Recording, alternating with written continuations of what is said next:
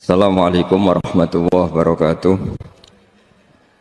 Bismillahirrahmanirrahim. Nahmaduka ya ghafuru ya syakuru. Mashalli wa sallim barik ala sayyidina maulana Muhammadin wa ala alihi wa sahbihi asma'in nama ba'du. Ini cerita Nabi ketika ketemu Nabi Adam. Fa idza nazara qibala yaminih dhahika wa idza nazara qibala shimalih baka. Nabi Adam ketika melihat ke kanan itu senyum-senyum, senang sekali. Tapi kalau kau melihat ke kiri itu nangis. Lalu Rasulullah SAW tanya ke malaikat Jibril, itu siapa? Itu Adam. Dan yang kelompok di kanan itu ahli surga, maka beliau kalau melihat senang sekali, dan kalau yang di kiri itu ahli neraka, kalau beliau melihat itu susah sekali. Artinya apa? Betapa susahnya jadi Nabi Adam itu. Jadi kalau misalnya ada koruptor ketangkep gitu ya, yang nangkep ya cucunya, yang ditangkep juga cucunya. Kalau kita punya anak 10 itu, terus yang satu misalnya nyuri milik temannya, milik saudaranya itu, sing naboi ya anaknya, yang ditaboi juga anaknya. Kayak apa tersiksanya seorang Nabi Adam? Karena nggak punya pilihan, pasti dari sekian kasus dolim dan mazlum, yang mendolimi maupun yang didolimi itu pasti anak cucunya.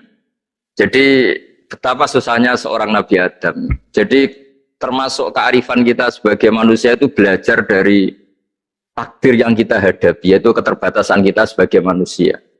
Kita harus bisa ngelola kegagalan, terima kodok kodar. Makanya kata Mbah Mun, abahnya Gus Yasin itu sering cerita ke saya, iman itu paling dhuwur itu iman kodok kodar, khairihi wa syarrihi minallah. Kita harus punya kesiapan iman khairihi wa syarrihi minallah. Bahwa segala kebaikan, segala syar itu sudah digariskan oleh Allah Ta'ala. Kita bisa apa sebagai manusia. Jadi pertama Nabi Muhammad ketemu di as-sama idunya, langit paling dekat, itu ketemu Nabi Adam dengan kondisi seperti tadi. Kalau melihat ke kanan itu senyum karena itu anak-anak beliau, turunan beliau yang ahli surga. Kalau melihat ke kiri itu nangis karena itu cucu beliau yang ditakdir tidak jadi orang baik. Artinya kalau ada peristiwa sosial apa saja, yang satu zalim, yang satu mazlum, atau yang satu benar, yang satu salah, atau sama-sama benar tapi salah paham, itu semua adalah cucu Nabi Adam alaihi salam, dan itu membuat beliau kadang-kadang dohika, kadang-kadang senyum, kadang-kadang baka, kadang-kadang nangis. Jadi itu yang menjadikan tambahnya arifnya Rasulullah SAW. Saya teruskan, Qultu ya Jibril man hadha qal hadha Adam wa hadhil aswida an yamini wa an shimalih nasamu bani. Fa ahlul yamin ahlul jannah wal aswida allati an shimali ahlun nar. Fa idza nazara qibala yamini dohika wa idza nazara qibala shimalihi baka. Itu seperti misalnya kita punya anak 5, yang satu sukses jadi profesor doktor atau jadi orang alim, yang satu sekolah saja agak naik, misalnya sudah agak naik, ngentekno dunia itu menghabiskan harta itu kan. Tapi barokahnya itu mungkin kita mau jadi sombong nggak jadi itu karena punya anak yang nggak sukses. Mungkin barokahnya punya anak yang sukses itu meredam keangkuhan kita, terus kita menjadi orang yang sopan dengan tetangga, dengan orang lain karena dipaksa punya hal-hal yang seperti itu. Jadi semua yang ditakdir Allah kalau kita ridho itu pasti baik. Karena ya kata yang ngarang kitab hikam itu, orang tawaduk itu kalau dinasehati pakai teks saja tidak cukup. Kalau punya utang itu tawaduk sendiri gitu. Guyonannya orang-orang kiai gitu. Ada orang sombong, supaya ada sombong kalau dia ketemu orang yang ngutangin itu pasti sopan sendiri. Jadi kalau dinasehati suruh sopan susah, tapi kalau ketemu orang yang ngutangin atau ketemu orang yang dia butuh pasti dengan sendirinya sopan sendiri. Atau ketemu orang yang menjadikan anaknya dapat pekerjaan, menjadikan keluarganya dapat job pekerjaan, pasti dia sopan sendiri karena utang jasa. Nah kalau kita pasti sopan sama orang yang ngutangi kita, yang menolong kita, apalagi dengan Allah Ta'ala yang semua yang kita pakai pasti dari Allah Ta'ala. Dengan demikian sudah keharusan kita sangat-sangat sopan pada Allah Ta'ala. Yang implementasinya dengan sujud dan dengan sholat, itu juga yang dibawa dari hasil Mi'raj. Ini saya baca teksnya ya, saya tadi jam 9 baca Bukhari di Kudus sama beberapa habaib, Alhamdulillah. Sekarang saya teruskan dengan Sahih Muslim. Termasuk kitab 6 yang paling dipakai ahli sunnah itu Al-Kutubus Sittah, yang paling pokok itu adalah Bukhari Muslim. Terus kemudian naik-naik terus ketemu Marartu bi Musa alaihi salam. Ini nabinya Bani Israel. Saya kemudian ketemu dengan Nabi Musa alaihi salam. Nabi Musa itu nabinya Bani Israel. Jadi orang Bani Israel itu bawaannya itu protes. Protes itu komplain. Ketika makomnya beliau dilewati Rasulullah Shallallahu Alaihi Wasallam, kelas beliau sebagai nabi, beliau nangis. Ketika nangis ditanya, "Ma yubkika, kenapa engkau nangis ya Musa?" Terus ini saya baca supaya seperti teksnya. Kata Nabi Musa, "Rabbi hadza ghulamun ba'astahu ba'di, yadkhulu min ummatihi al-jannata aktsaru mimma yadkhulu min ummati." Ini lelaki atau nabi, nabi junior, nabi yang datangnya setelah saya, mestinya senior saya. Tapi nabi ini sukses, umatnya lebih banyak masuk surga ketimbang saya. Ini yang bikin saya nangis. Jadi pikirannya Nabi Musa kalau beliau senior, beliau lebih dulu ya umatnya lebih banyak masuk surga. Ternyata enggak, masih banyak umatnya Rasulullah Shallallahu Alaihi Wasallam. Dan ini gaya beliau yang suka protes itu berkah karena protesnya orang soleh. Saya ulang lagi, apa-apa kalau dilakukan orang soleh itu pasti barokah. Ketika Rasulullah dapat perintah 50 sholat, itu Nabi Ibrahim pertama yang dilewati karena di langit paling atas dibanding nabi-nabi yang lain. Itu Nabi Ibrahim diam karena beliau tidak punya tradisi protes. Semua nabi diam karena Allah memerintahkan pasti sudah bagus lah, sudah diukur kekuatan hambanya. Tapi ketika Nabi Musa, beliau orang pertama komplain. Dapat apa kamu ya Muhammad? Dapat 100 sholat, dapat 50 sholat. Apa komentar Nabi Musa? Umat saya lebih gagah-gagah, lebih keren-keren. Pernah saya uji itu tidak ada yang mampu, apalagi umat kamu. Maka kamu mintalah keringanan. Fas'alhu takhfif, kamu harus minta keringanan. Masyhur itu riwayat itu. Kemudian Nabi minta keringanan sama Allah dipotong hanya 5. 5 masih 45, dipotong lagi 5 masih 40 sampai 9 kali pemotongan. Akhirnya jadi 5 sholat. Itu satu menjadi pelajaran bahwa hubungan dengan Allah Ta'ala itu tidak perlu malu karena Allah itu suka dimintain. Mestinya kan dipotong 5 minta lagi sungkan, dipotong lagi 5 minta lagi sungkan, tapi ternyata berkali-kali. Bahkan ketika sudah 5 itu Nabi Musa masih bilang, ya Muhammad minta lagi keringanan. Jadi kalau itu dikabulkan itu jadi tidak ada sholat itu kalau 5 masih minta. Nah, sampai Rasulullah itu tanya ke Jibril, ya Jibril bagaimana dengan gaya komplainnya Nabi Musa? Hiddah itu sering komplain. Jawabnya malaikat Jibril, ya roh hiddata, Allah tahu betul tentang komplainnya Musa dan Allah senang.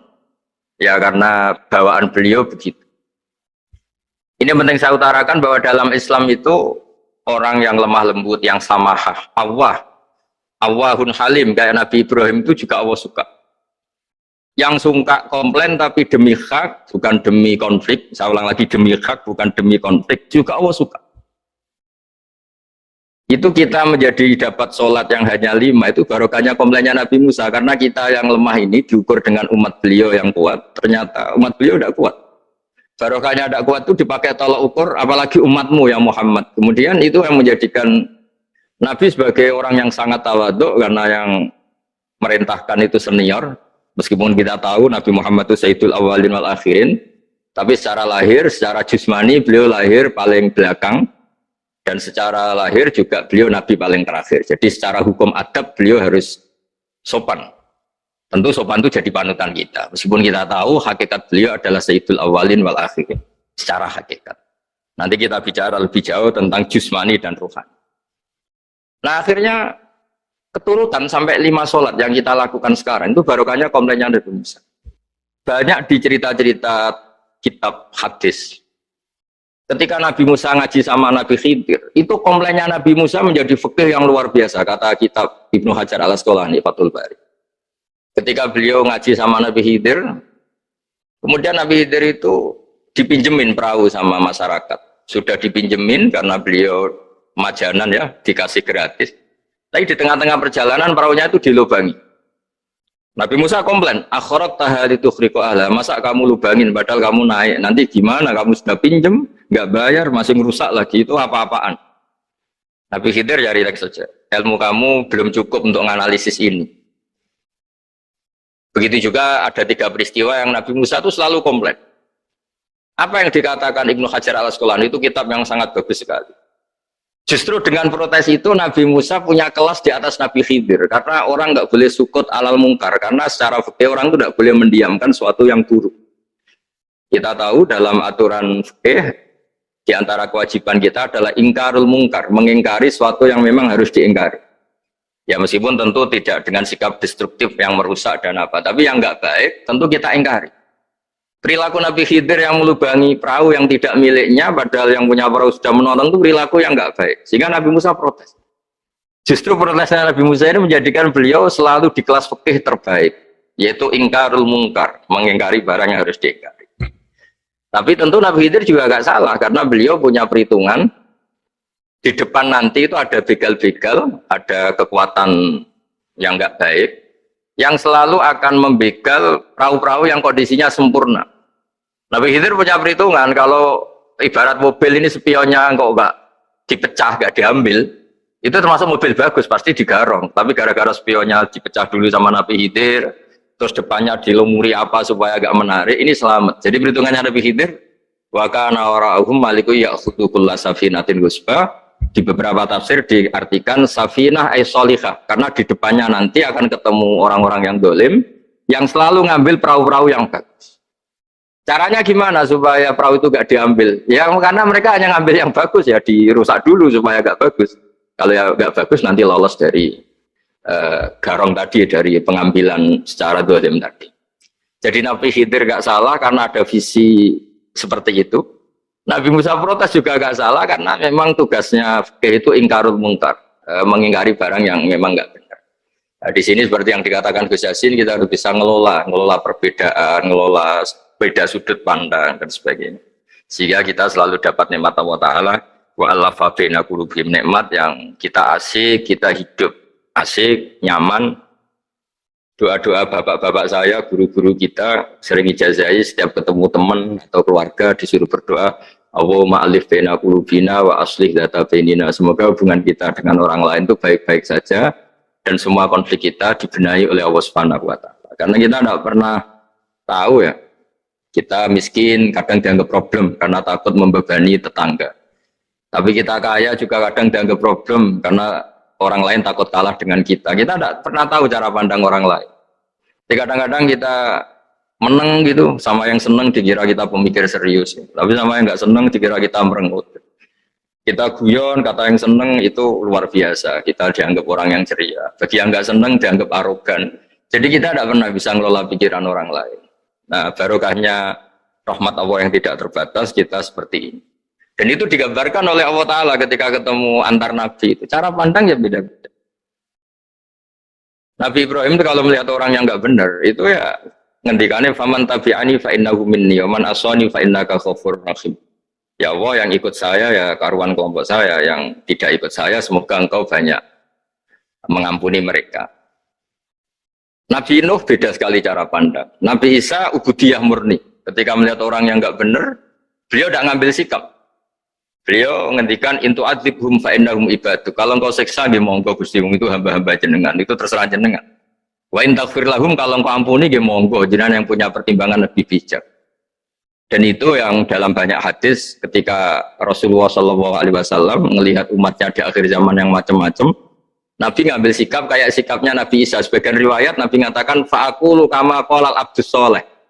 Saya akan ngambil sikap kayak sikapnya al-abdus sholeh. Di hadis itu diredaksikan yaitu dengan redaksi intu adzibhum fa innahum ibaduk wa in taghfir lahum fa innaka antal azizul hakim. Ya, saya teruskan.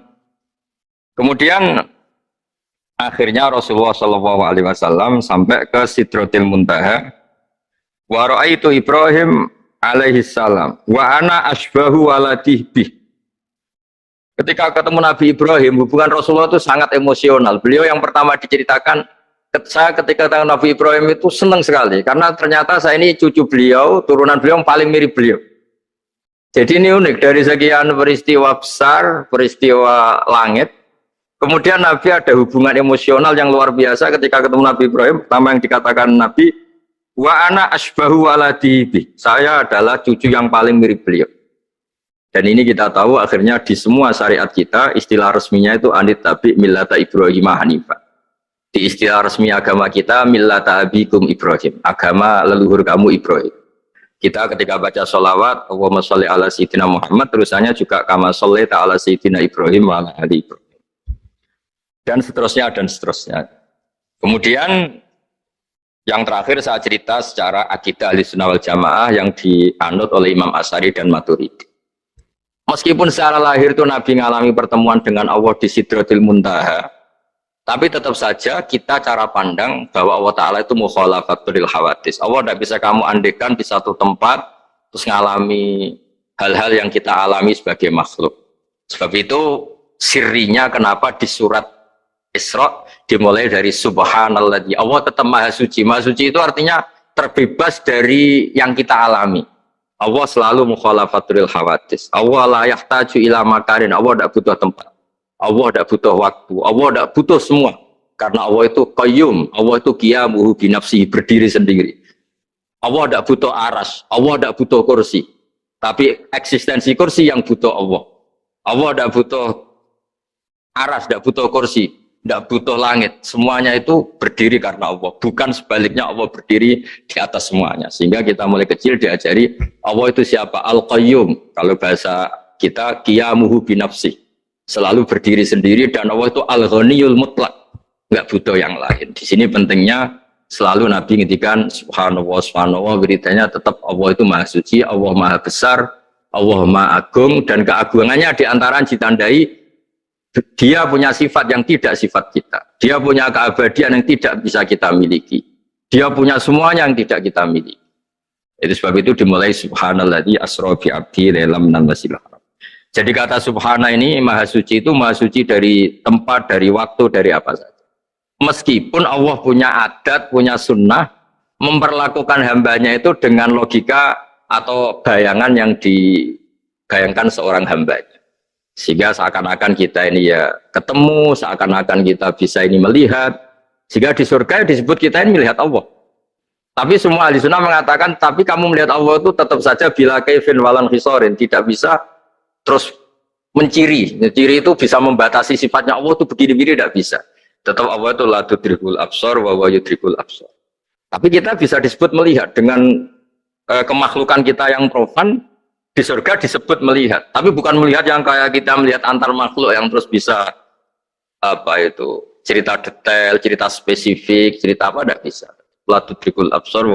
Ini hebatnya ulama-ulama kita, selalu cerita Mi'raj, cerita nazar ila wa fil jannah, melihat Allah di surga, tapi bersamaan dengan itu selalu cerita Allah itu mukhalafatul hawadis, Allah itu laisa kamislihi syai'un. Jadi terima kasih Gajang utamanya pada Gus Yasin dan yang membantu semuanya. Barokahnya kita ketemu bisa ngaji, supaya barokah saya baca teks aslinya di Hadisil Isra, karena tadi jam 9 sudah baca Bukhari, ini supaya dapat berkah saya ini baca Sahih Muslim. Begini ya, saya tak cerita karena saya baca kitab itu banyak sekali. Ini bukan dalam konteks sombong atau takabur, boten. Saya cerita baca kitab banyak itu supaya sampean tahu bahwa pikiran saya ini mamluk, dipenuhi dengan pikiran-pikiran ulama dulu karena saya sering baca. Jadi tidak pikiran saya sendiri. Khusyuk itu maknanya takut. Ya takut itu ya maknanya takut. Takut itu ya kelas-kelasan. Misalnya saya dipanggil bapak saya, "Bahak sini." Sekedar datang ke tempat itu meskipun nggak niat nurut. Saya ulang lagi, sekedar datang ke tempat beliau manggil saya meskipun nggak niat nurut, itu sudah satu poin tertentu. Karena dipanggil terus menghadap itu sudah bagus. Meskipun di hati saya nanti saya bilang nggak mau, saya mau main. Tapi itu sudah poin tersendiri. Karena bandingannya akbala dalam bahasa Arab itu adbaro. Adbaro itu dari kata dubur. Dubur itu membelakangi. Daripada misalnya dipanggil bahak sini, malah lari menjauh. Membelakangi. Kalau dalam bahasa Arab adbaro, adbaro itu menjadikan duburnya di belakangnya. Makanya bandingannya akbala itu menghadap dengan muka. Kalau adbaro orang di belakangi pakai duburnya. Makanya dalam bahasa Arab disebut adbaro. Nah, sehingga terburuk dari seorang hamba itu adbaro, dipanggil ndak moro, dipanggil ndak menuju yang dipanggil, malah menjauh. Nah menjauh ini dalam bahasa Arab itu kadang dibahasakan tawalla. Tawalla itu mengingu, mengingu itu menghindari, atau adbaro membelakang. Jadi kalau Anda sholat kok masih sering salah, dan saya yakin semua orang juga gitu, kalau nggak nabi, nggak wali itu ada ya kesalahan-kesalahan yang tidak fatal-fatal banget, karena ada kebaikan yang Anda lakukan, yaitu ketika Anda dipanggil, Anda istijabah, Anda mengiyakan dengan menghadap. Ya itu sudah bagus. Nah setelah menghadap ternyata Disuruh apa itu tidak nurut. Disuruh apa nggak nurut itu satu kesalahan yang tidak mengganggu poin pertama tadi Anda menghadap. Sehingga banyak cerita di hadis-hadis ada sahabat yang zaman itu tidak soleh-soleh banget. Zaman itu ketika Nabi, saya ini mau sholat ya Rasulullah, tapi jangan diminta berhenti dari begini-begini. Beliau menyebutkan sekian kemungkaran sahabat tadi. Nabi komentarnya itu sayan hahumayakul. Nanti kalau sering sholat lama-lama ya nggak begitu. Nah ini kelirunya kita sebagai manusia. Lama-lama juga baik itu kita kira itu terus harus sekarang gitu loh. Nah itu keliru. Harus sekarang itu keliru. Bisa saja kita ini setiap sholat pasti sudah ditulis Allah nanti itu mati baik. Belalang nanti habis asar sebelum kita maksiat sudah mati. Habis sisa sebelum kita maksiat lagi sudah mati. Jadi barokahnya sholat itu ada waktu yang potensi ya, potensi sholat itu akhir kenangan kita, sholat itu identitas kita, sholat itu status kita. Nah, karena kita sholat itu pakai niat itu komitmen. Sementara kalau Anda maksiat itu tidak pakai niat, karena zallah. Zallah itu ya ada niat maksiat, tahu-tahu mungkin di bis ketemu orang cantik, terus agak jelalatan, tapi kan tidak niat. Tapi kalau sampai sholat kan datang ke masjid, bayangkan diimami ini, nanti kamu takbir, nanti kamu baca ini, baca ini. Jadi benar-benar komitmen, itu status kita. Kata Said Zabidi disebut mautinuhu wa haqiqatuh. Baiknya umat Islam itu kalau taat itu mautinuhu, itu alamat resminya, itu statusnya, kata Said Zabidi. Tapi kalau dia maksiat itu zallah itu kepleset. Jadi tidak pernah jadi status kita. Semoga semua maksiat kita ini tidak status, tapi zallah. Tapi ketika taat itu status, hakikat kita. Maka falau butiyah ya haqiqatuh wa mautinuhu wa dzatuh. Ini kata Said Abdul Az-Zabidi pengarang Ithaf. Orang Islam itu orang yang ketika ibadah itu identitasnya betul, ketika ibadah itu Allahu Akbar, dia berharap rahmatnya Allah gini-gini. Nah ketika salah dia zallah, dia ngantor ya ada niat korupsi, dia ingin memenai negara ini, dia nyai juga agak ingin macam-macam gitu. Ya tapi karena manusia terus ada zallah. Nah semoga semua kesalahan kita ini zallah itu ya cara Jawa kepleset, tidak mental. Dan semua kebaikan kita ini mental, yaitu kebaikan yang jadi tempat kita, identitas kita, haqiqatuh wa mautinuh wa dzat. Tapi jangan pernah berpikir kalau apa artinya sholat kalau kita masih melakukan kemungkaran, itu salah besar.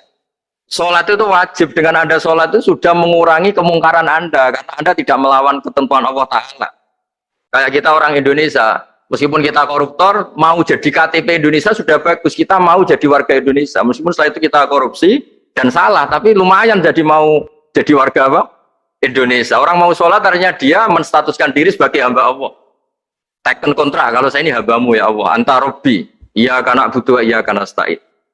Soal salah ya salah aja, yang sama. Kita tetap warga Indonesia meskipun kita salah, meskipun kita koruptor, meskipun kita salah, tetap aja warga Indonesia yang berhak mendapat jatah makan meskipun di penjara, meskipun apa. Sama, kita ini hamba Allah, yang mengakui kalau Allah itu Tuhan kita hamba. Dan barokahnya pengakuan itu insya Allah di cerita-cerita syafaat, kalau kita dosa atau apa insya Allah dapat syafaatnya Rasulullah SAW, karena kita tidak pernah lari dari status kehambaan. Jadi yang harus dipegang, makanya status kehambaan ini nggak boleh hilang. Kita harus sering bilang Robbi, Robbi, Tuhanku yang merawat aku, yang memberi aku. Dengan demikian kita menjaga status kehambaan kita. Dan status hamba ini yang menjadikan orang layak masuk surga, yaitu fadkhuli fi ibadi, kamu harus resmi menjadi hambaku, baru ada perintah wadkhuli jannati. Kalau menjadi hamba aja nggak mau, kita punya keangkuhan, punya keinginan yang mulu-mulu, sehingga seakan-akan kita ini Tuhan, nah itu tidak menghamba. Kita harus fadkhuli fi ibadi, baru wadkhuli jannati. Saya kira demikian, semoga ini manfaat. Banyak cerita niku riyen Kiai Khalil mengambil mantu Kiai Bisri niku nggih nyaur utang kalian Mbah Topo, mergi sering dirumat secara finansial. Bias mbake ndongane iku tenanan supaya anake Kiai Mustofa niku pinter, anake Mbah Topo niku pinter, terus dados Kiai Bisri. Niku nak diambil kesimpulan niku Kiai ndonga tenanan niku nak dirumat tenanan. Nak dirumat rapati tenanan niku ndongane ya kudune rapati tenanan. Niku ngantos sing crita niku mbok bodoni napa mboten niku riyen niku ngantos Mbah Khalil prai jamaah, mergo makmume iku sing ngutangi, dadi wedi nek ketemu makmume. Suwe-suwe diebrokno terus wani dadi imam malih. Terus dalam keadaan ngoten niku ndonga ra tenanan mboten mungkin. Singkat cerita terus Kiai Bisri dados tiang alim, Kiai Misbah dados tiang alim. Terus fan ingkang ditekuni niku nahwu. Wau leres sing didhawaken Kiai Said angsal gelar Sibawahi zamani. Panjen riyen kula piyambak sering didhawuhi Mbah Mun nggih sering istifadah teng terjemahan Alfiyaipun Kiai Bisri riyen teng sarang nak belajar Ibnu Aqil di antara referensi nu tulisannya Kiai Bisri mbek Kiai Misbah. Sing sedanten niku barokahe didikanipun Kiai Khalil Harun. Kula piyambak zuriyah saking Mbah Dimyati. Mbah Dimyati riyen teng sarang keceluke putra angkate Kiai Umar Harun. Mergi wau Kiai Umar mboten gadah putra. Kula cerita silsilah sing radi serius. Dados niki waliane Gus Yofur wau mun rileks niki kula sing cerita serius. Riyen syaraté wong alim niku sinau riyen, sinau badhe niku diskusi kalian sing sak level. Badhe niku nembe ngaji. Sehingga nak ngaji ku kantun nyocokno niki kangge santri-santri Rodotul Thalibin. Dados kisah hal sebelum ngaji Mbah Zubair niku sinau riyen. Misale piyambake macane tajibu, mengke kiyaine maca tajibus sholatu. Mengke diskusi terus ngaos Mbah Zubair. Angger macane wis kembar terus berarti aku wis pinter. Karena yang memutuskan rofa nasab itu tidak kiainya tapi dia. Dados kantun nyemak. Ki bengi tak waca rofa kok kiai ku rofa, berarti ilmuku wis padha. Aku maca nasab kok kiai ku nasab berarti padha. Aku maca jer kiai ku jer wis padha. Nah santri-santri kan mboten ngaji mboten persiapan. Teko ngaji mbek takok halaman. Niku pun santri innalillahi wa inna ilaihi rajiun. Niku enggak bisa diharapkan. Terus kula riyen niku GR alim niku nggih alasan perkara ini sinau riyen. Dadi agar bangun maca kok pun kembarane 90% apa 80% nggih mun setengah ngalim. Kok nak salah kok sampai 90% ya goblok banget. Sakniki mboten santri sinau iku mboten persiapan ngaji takok halaman tok endi. Menyenggai sholawat. Salam Muhammad sholli alaihi. Mboten mikir wong kiai ini maca Allahumma sholli ala Muhammad malah ngongkon kiai ini sholli alaihi itu nak diterjemahkan Allahumma sholli ala Muhammad terus dekne ngomong sholli alaihi nggih monggo jenengan maca sholawat. Wong sholli ku fi'il amar. Tapi wong jenenge wong ora mikir nggih. Terus niku ruwet. Terus niki kula cerita sing serius kersane jenengan pirsa bilih sing minter wong ra bakat pinter niku nggih kangelan tenan. Riyen bapak kula nggih nak definisi wali nu ngoten kula nggih insyaallah pun mlebu lah. Mergi kula niku nggih minter tiyang kathah. Tiang-tiang sing ra bakat pinter teng Gunung Kidul niku kula kathah sing kula dadekno kiai niku. Tapi mboten pinter banget pokoknya memenuhi kualifikasi lah. Mergi ceritane niku nggih sederhana. Riyen niku Mbah Khalil niku nak mulang nahwu tenanan. Mergi sesuatu itu jadi mudah. Mulane cerita sing beredar nang Lirboyo niku Ja'a Zaidun, Zaid datang. Niku wonten santri pelengahan delok lawang. Gurune ngamuk. Kamu orang mana? Orang Bekasi. Kenapa pelengahan? Ya katanya Ja'a Zaidun ra'aitu Zaidan. Habis Pak Guru bohong. Katanya Zaid datang melihat Zaid ternyata orangnya enggak ada. Contohnya menja'a Zaidun ra'aitu Zaidan. Tapi barokahnya itu terus sesuatu itu menjadi mudah. Lah ini sing dawuh Mbah Mun wae sing didawakan Gus Zofur kula jek eling dawuh Mbah Mun gelem ra gelem Allah kudu gawe wong alim kok wong Jawa. Mergo wis kadung dawuh Islam iku kafatal linnas untuk semuanya. Fasibawae Farisiun, Imam Sibawae itu orang Persia. Imam Ghazali juga Tos itu Persia. Banyak orang alim dari Irak itu Babylon, itu tidak Arab. Karena Islam ini kafatal linnas. Makanya gelem ra gelem guyonane Mbah Mun niku Allah kudu gawe wong-wong koyok Warijo, koyok Kirun kudu dadi wong alim. Guling-gilingan nak Islam tidak milik orang Arab saja tapi kafatal linnas. Niku nak cara Mbah Mun. Dadi mumpun dadi janjine pangeran. Mulane sing mondok Arab nggih monggo, sing mondok pundi mawon nggih monggo, tapi Kiai Jawa tetep ndek jatah alim. Mergo niku mumpun kuota. Mumpun kuota. Terus riyen Mbah Fadl sing diceritakno Gus Zofur niku tiyang alim mboten mondok teng putih-putih teng Jawa. Mbah Sahal riyen alime nggih mondoke di antarane teng Sarah. Mergo mun jatah. Islam iki dawuh Mbah Mun kafatal linnas. Mulane Allah kudu gawe wong alim-alim sing wong Persia, wong Jawa, wong Cina. Yang Imam Sibawae ini buatan tiang Arab. Mulane piyambake ra frustasi nak debat mbek wong Arab. Masyhur yen ada ahli nahwu sing tiang Arab, namine Kisai. Piyambake Sibaweh tiang Persia. Niku didu kalian seorang raja di depan umum kan maca qad kuntu adzunnu annal aqrab asyaddulas atan minaz zambur faidzan hiya faidzan huwa hiya atau faidzan huwa iya. Jari Imam Sibaweh rofa. Jari Imam Kiswai oleh rofa oleh nasok. Terus akhirnya dalam perdebatan itu antuma ro'isa baldatikuma, kamu ini ketua dua negara Anda karena Anda yang terbaik. Lalu famanil hakim, terus keputusan ini di tangan siapa? Kamu orang terbaik di negara kamu semua. Terus yang bilang hadil Arab. Ya orang Arab semua ini kita konsensus polling. Semua orang Arab bilang Imam Kisai. Karena orang Arab biasa ngendikan iya atau hiya. Akhirnya Imam Sibawai itu frustasi. Mereka dipermalukan di depan umum. Kila karena dalika sababa wafatih, sababa mautih. Bahwa peristiwa itu yang menjadikan Imam Sibawai kabundut.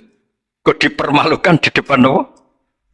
Imam Sibawai keyakinannya tetap bersikeras. Setelah idza fujaiyah itu rofa. Karena beliau ikut fusha saja. Fa idza hiya hayatun tas'a. Faidah hiya bayda'ul linadirin. Semuanya itu rofa. Beliau nggak bisa nerima konsep nasab.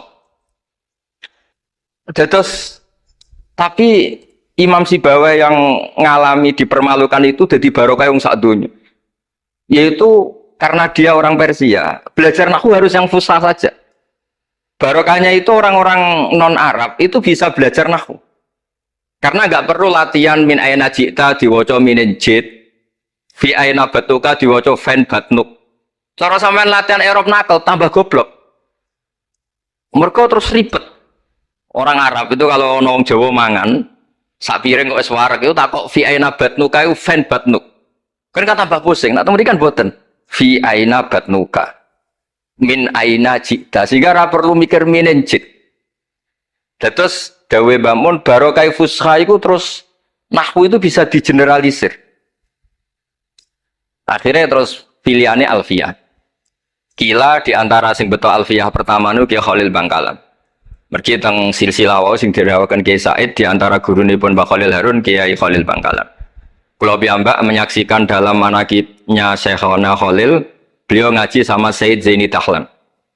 Said Zaini Tahlan gurune Said Abi Bakar Sato yang ngarang I'anatut Thalibin. Terus kalau misalnya saya pakai sanad Mbah Maimun, Mbah Mun, Mbah Zubair, Mbah Fakih Mas Kumambang, Kiai Mahfud Termas, Sayyid Abi Bakar Sato, Sayyid Zaini Tahlan. Kalau pakai Mbah Mun, Mbah Karim atau Mbah Manap, Syekhona Khalil, ini langsung dugi Sayyid Zaini Tahlan. Jadi a'la sanadan kalau pakai jalur Mbah Mun, Mbah Karim, Syekhona Khalil langsung Sayyid Zaini Tahlan.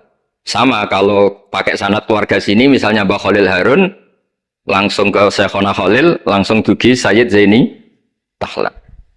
Nah silsilah keulamaan ini penting karena dulu iki cerita mawon. Sing ora bakat ngalim di ngalimno, tetep dadi kiai. Sing wis bakat alim di makrifatno. Termasuk makrifate Said Zabidi niku sing nyekseni tiyang Jawa. Ya niku Mbak Abdul Manan. Terus riyen cerita-cerita tentang legenda silsilah Kiai Jawa niku Mbah Hasan Besari ini keluarga kerajaan pun di duit, pun ngertos dunia internasional. Kepengen mondok teng Mekah. Mbah Hasan Besari sing terkenal yo. Akhirnya ngajak kancane namanya Abdul Manan niku tiang termes, tiang desa. Dijak akhirnya mondok teng Mekah, dados tiang alim. Termasuk ndherekaken Said Zabidi dugi Mesir, Shahibul Ithaf. Ki Abdul Manan gak ada putra alim alama namanya Ki Abdullah. Ki Abdullah gak ada putra namanya Ki Mahfud. Dugi Kiai Mahfud niki cerita sing terkenal niku kepanggih Mbah Munawir. Kila niku murid guru wakila konco. Sing jelas saingan dadi wali perkaranen. Mbah Mahfud itu ora trimo, tapi ora trimo sae hiro kalau dalam bahasa Arab gopto ta hiro. Sopo sih kok ana wong sak tawafan khatam Quran. Dados sing kula tambahi Gus Sulila dadi wali ku sak tawafan khatam Quran. Mboten maca ithaf dalu-dalu seneng Gus penggane rokokan dalu-dalu maca kitab malah seneng. Kon molekan. Niku akhirnya kepanggih terus Kila niku Kiai Mahfud pesen Muhammad ini kan betul teng Indonesia. Mulane Gus Muhammad akhirnya dadi kiai Quran. Di pondokno teng Termas bareng-bareng Bali Maksum, Gus Habib, niku sedanten terus ngaji Mbah Dimyati Termas. Kalau nanti diceritani Mbah Mus mriki meledake muridnya Mbah Khalil Harun di antara sebabnya niku Mbah Dimyati Termas wafat. Terus sebagian santri-santri ageng udah ngaos teng Kasingan teng Mbah Khalil Harun. Walhasil terus Gus Muhammad itu dados ngapal Quran alim. Terus dipek mantu tiang sugih namanya Kaji Taslim. Terus akhirnya urip teng Betengan. Gak ada putra Ki Harir samangke wonten Gus Muhammad. Jadi Muhammad bin Harir bin Muhammad bin Mahfud bin Abdullah bin Abdul Manan. Niku pun dugi Shahibul Ithafus Sadat Al-Muttaqin. Saraipun kitab napa? Ikhya. Niku nak ngarang. Niki cerita niku nak ngarang jan luar biasa. Kitab 14 juz. Niku kabeh berilmu, boten dipenuhi cerita-cerita yang boten penting, semuanya berkualitas. Yang paling saya kenang dari, dan ini sekaligus kalau terakhir muludan ini. Yang paling saya kenang dari statement beliau, dari ngendikan beliau itu begini. Wan Nabi sallallahu alaihi wasallam wa in jalla qadru muhtajun ila rahmatihi ta'ala wa fadli. Dari cara pikiran beliau itu, umat ini setelah Nabi Isa. Penggemar Nabi Isa itu salah dalam mendudukkan Nabi Isa, berlebihan sampai mengatakan Isa ibnu Wah. Yang benci juga berlebihan sampai mengatakan Isa itu waladuz zina, yaitu orang-orang Yahudi. Tapi kata Said Zabidi, hadil ummah ma'sumatun min dzalika kullih. Umat ini akan diselamatkan, pecinta Rasulullah Shallallahu Alaihi Wasallam itu akan diselamatkan dari dosa atau kesalahan-kesalahan orang Nasrani melihat Isa. Barokahnya apa? Barokahnya sholawat. Yaitu umat ini wiridan Allahumma sholli ala Sayyidina Muhammad. Allahumma itu pemberi, Muhammad apapun jalla qadruh penerima. Sehingga kita baca sholawat itu sekaligus menunjukkan mahabbah kita ke Rasulullah Shallallahu Alaihi Wasallam, bahwa beliau makhluk terbaik, manusia terbaik, yang paling layak dapat askas sholawat, askat takhiyat dari Allah Ta'ala. Tapi tetap saja Allah ini pemberi, Rasulullah ini penerima. Sehingga umat ini tidak akan mendudukkan Rasulullah setingkat Allah. Yaitu yang disebut burdah da'mat ta'atun nasara fi nabihimi wahkum bima syi'ta madhan fihi wahtakimi. Pokoknya silahkan memuja Nabi Muhammad setinggi langit asal da'mat ta'atun nasara.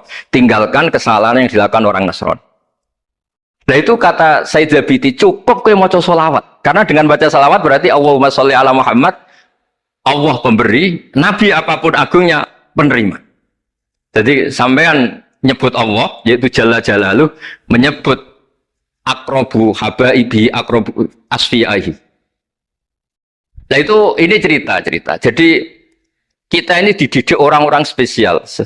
Saya dididik Mbah Mun, dididik Bapak, dididik guru-guru yang lain. Beliau dididik Mbah Zubair di antara gurunya Mbah Karim, Mbah Fakih. Mbah Fakih dididik Mbah Mahfud dididik Ki Abdullah dididik Ki Abdul Manan. Ki Abdul Manan ini dididik yang ngarang kitab Ithafus Sadatil Muttaqin. Terus di situ diterangkan sanad beliau sampai ila Rasulillah Shallallahu Alaihi Wasallam. Maka dengan seperti ini baca sholawat itu kualitasnya luar biasa. Ini bukan sekedar sholawat. Mari kadang-kadang kita ini kan wong Jawa ya, kayak piye maca sholawat sakmene duwe akeh, maca sholawat sakmene naik pangkat. Ini yang terus cara kula niku ape diberantas iku lumayan gak moro Gunung Kawi. Tapi disetujoni kok kabeh kok dikompensasi materi. Jadi ribet jadi kijowon. Kalau mereka tidak punya sarana tawassul, engkau moro Gunung Kawi itu ya kedusan. Tapi mau sholawat ben dadi bupati, engkau nara mandi nang nyalahno sholawat. Jadi kijowon ya bingung. Nah sampean ra bingung berarti rong kiai, jadi gapane. Tapi apapun itu, dawe Said Zabidi wa Rasul wa Muhammad wa injalla qadruh muhtajun ila rahmatihi ta'ala wa fadli. Itu mutiara yang luar biasa. Engkang kula dawa matur malih, nak ngelem Kanjeng Nabi ku ngelem kaya ulama. Nggih wau kados Said Zabidi. Wong trimo redaksi sing kita baca keseharian, tapi beliau bisa memahami bahwa hadhihi sholawat, sighatus sholawat. Itu sighat sing nyelamatkan hadil ummah ila yaumil kiamah. Cinta kita pada Rasulullah terselamatkan karena kita baca sholawat. Tauhid kita terselamatkan karena Allah al-mu'ti, Rasulullah al-mu'ta. Apapun hebatnya Nabi, posisi yang diberi, yang menerima, pemberinya tetap Allah Subhanahu wa taala. Dan ini cerita-cerita ngaji tahqiq ingkang sanate musalsal ila Rasulillah sallallahu alaihi wasallam. Terus kula suwun seneng Rasulullah nggih wonten sing baca sholawat dengan jumlah besar.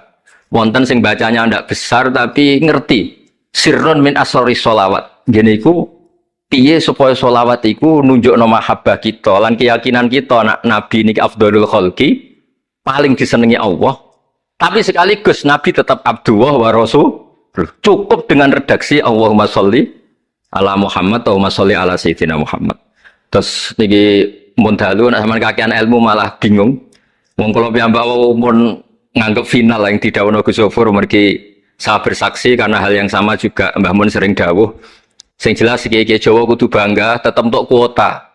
Mergo wis kadung ngendikan kafatal linnas. Jadi tetap Allah akan bikin orang-orang alim di lain orang Arab, mesti ono sing wong-wong non Arab. Kata Imam Ghazali orang Tus itu ikut Persia. Si Baweh juga Persia. Imam Abu Hanifah itu orang Irak. Irak itu termasuk Ajam. Karena ikut Babylon. Wa kumma minal biladil ajamiyah. Mesir ikut Afrika. Terus insya Allah barokah cerita niki, barokah wow penjelasan Ibn Gus Zofur dan kita juga sering dengar dawe-dawe Mbah Mus, Mbah Khalil bahwa agama ini luar biasa. Mergi Indonesia nu boten saged bahasa Arab tapi saged ngarang kitab bahasa Arab. Ini Mbah Mun sering dawuh, Mbah Fadl mbok jak bahasa Arab ya ora iso. Di Ihsan Jampes tau dites Mbah Zubair, jare Mbah Zubair iseng ngetes Mbah Ihsan dijak bahasa Arab ya ora iso, tapi iso ngarang kitab. Mbah Fadl ketemu supir taksi Arab ya tuntas. Pinter supir taksi. Mana gara Mbah Mun ana wong modal Arab kepen pinter, kepen iso bahasa Arab. Kowe adol es ning Arab kok pinter bahasa Arab iso ora Mbah Mun. Nah pen alim yo niru Mbah Fadl. Tapi sakit alim alama. Mergi mpun untuk kuota agama ini kafatal linnas. Nah, agama itu mulai dulu itu masalah klaim di sosialnya ya. Pada level kebenaran tentu agama itu hak dan batil. Tapi pada level sosial itu klaim. Klaim bahwa Ibrahim itu kita. Kata orang Islam, kata orang Yahudi Ibrahim itu kita, kata orang Nasrani Ibrahim itu kita. Sebab perdebatan itu ketika diputuskan Yerusalem, Hebron, terus Bethlehem, itu dianggap kota internasional, kota bersama. Sehingga di sana itu yang namanya Nabi itu kadang kakinya di masjid, kepalanya di sinagog, atau pokoknya separuhan. Jadi saya pernah sholat di masjid Ibrahim itu harus melewati sinagog. Itu tak inceng Nabi Iskak itu nang tengah-tengah sinagog. Ibrahim lumayan, sirahe nang masjid. Jadi hanya satu bangunan. Sama persis di masjid Yerusalem itu masjid apa? Baitul Maqdis itu. Tembok yang satu yang sebelah ini dipakai tembok ratapan, tembok yang sama yang satu dipakai masjid. Itu jangan satu tembok, bukan dua tembok. Makanya tiga agama ini unik, musuhan tapi titik keramat itu menunjuk yang sama. Orang kok berhubung ra cocok wis aku tak ning Bantul, enggak ada yang seperti itu. Semuanya di titik itu. Jadi nak donga ya krungu wong kula nate teng tempat tembok ratapan yang Yahudi.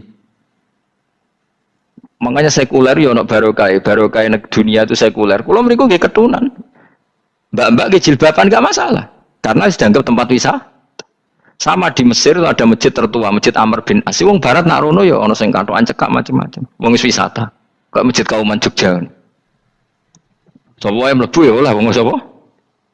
Wisata. Maksudnya kan banyak turis yang ke situ posisi enggak berpakaian apa? Islami senajan mau ning jowo di Masjidnya Amr bin As sama.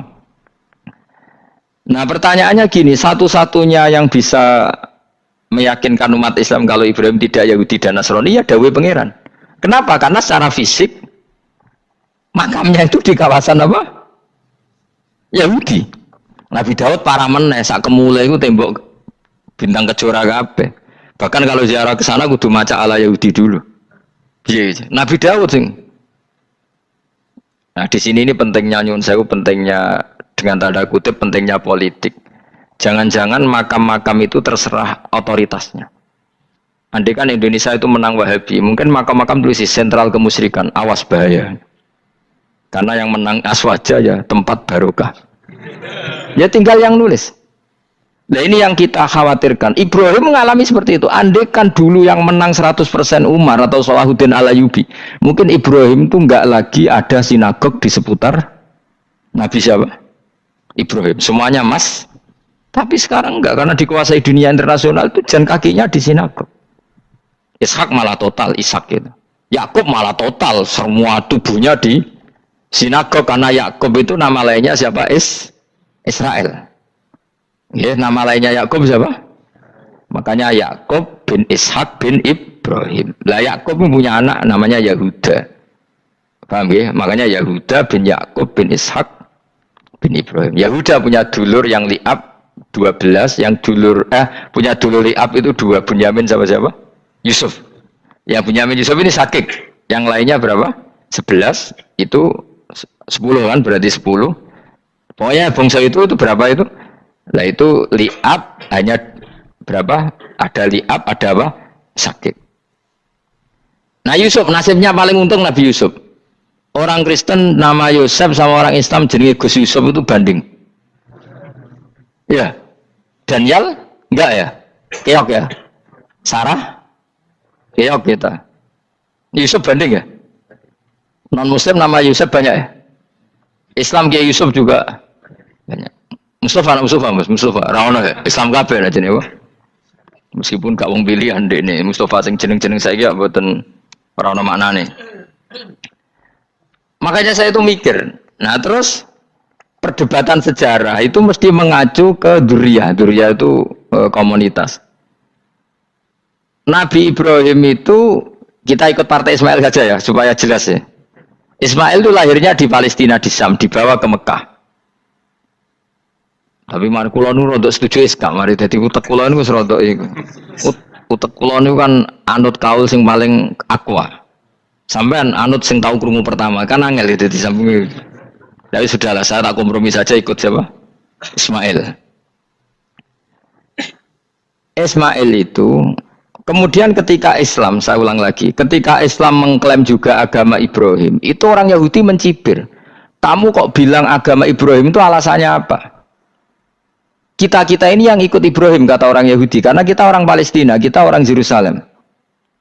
Terus Nabi Muhammad memberi penjelasannya, tentu diajari Allah, Ibrahim itu pernah hidup di Mekah. Buktinya fihi ayatum bayinatum maqamu, jejak kakinya di situ, jejak kesejarahnya di situ, yaitu istrinya pernah dibawa ke Safa dan Marwah, yaitu peristiwa Hajar nyari apa?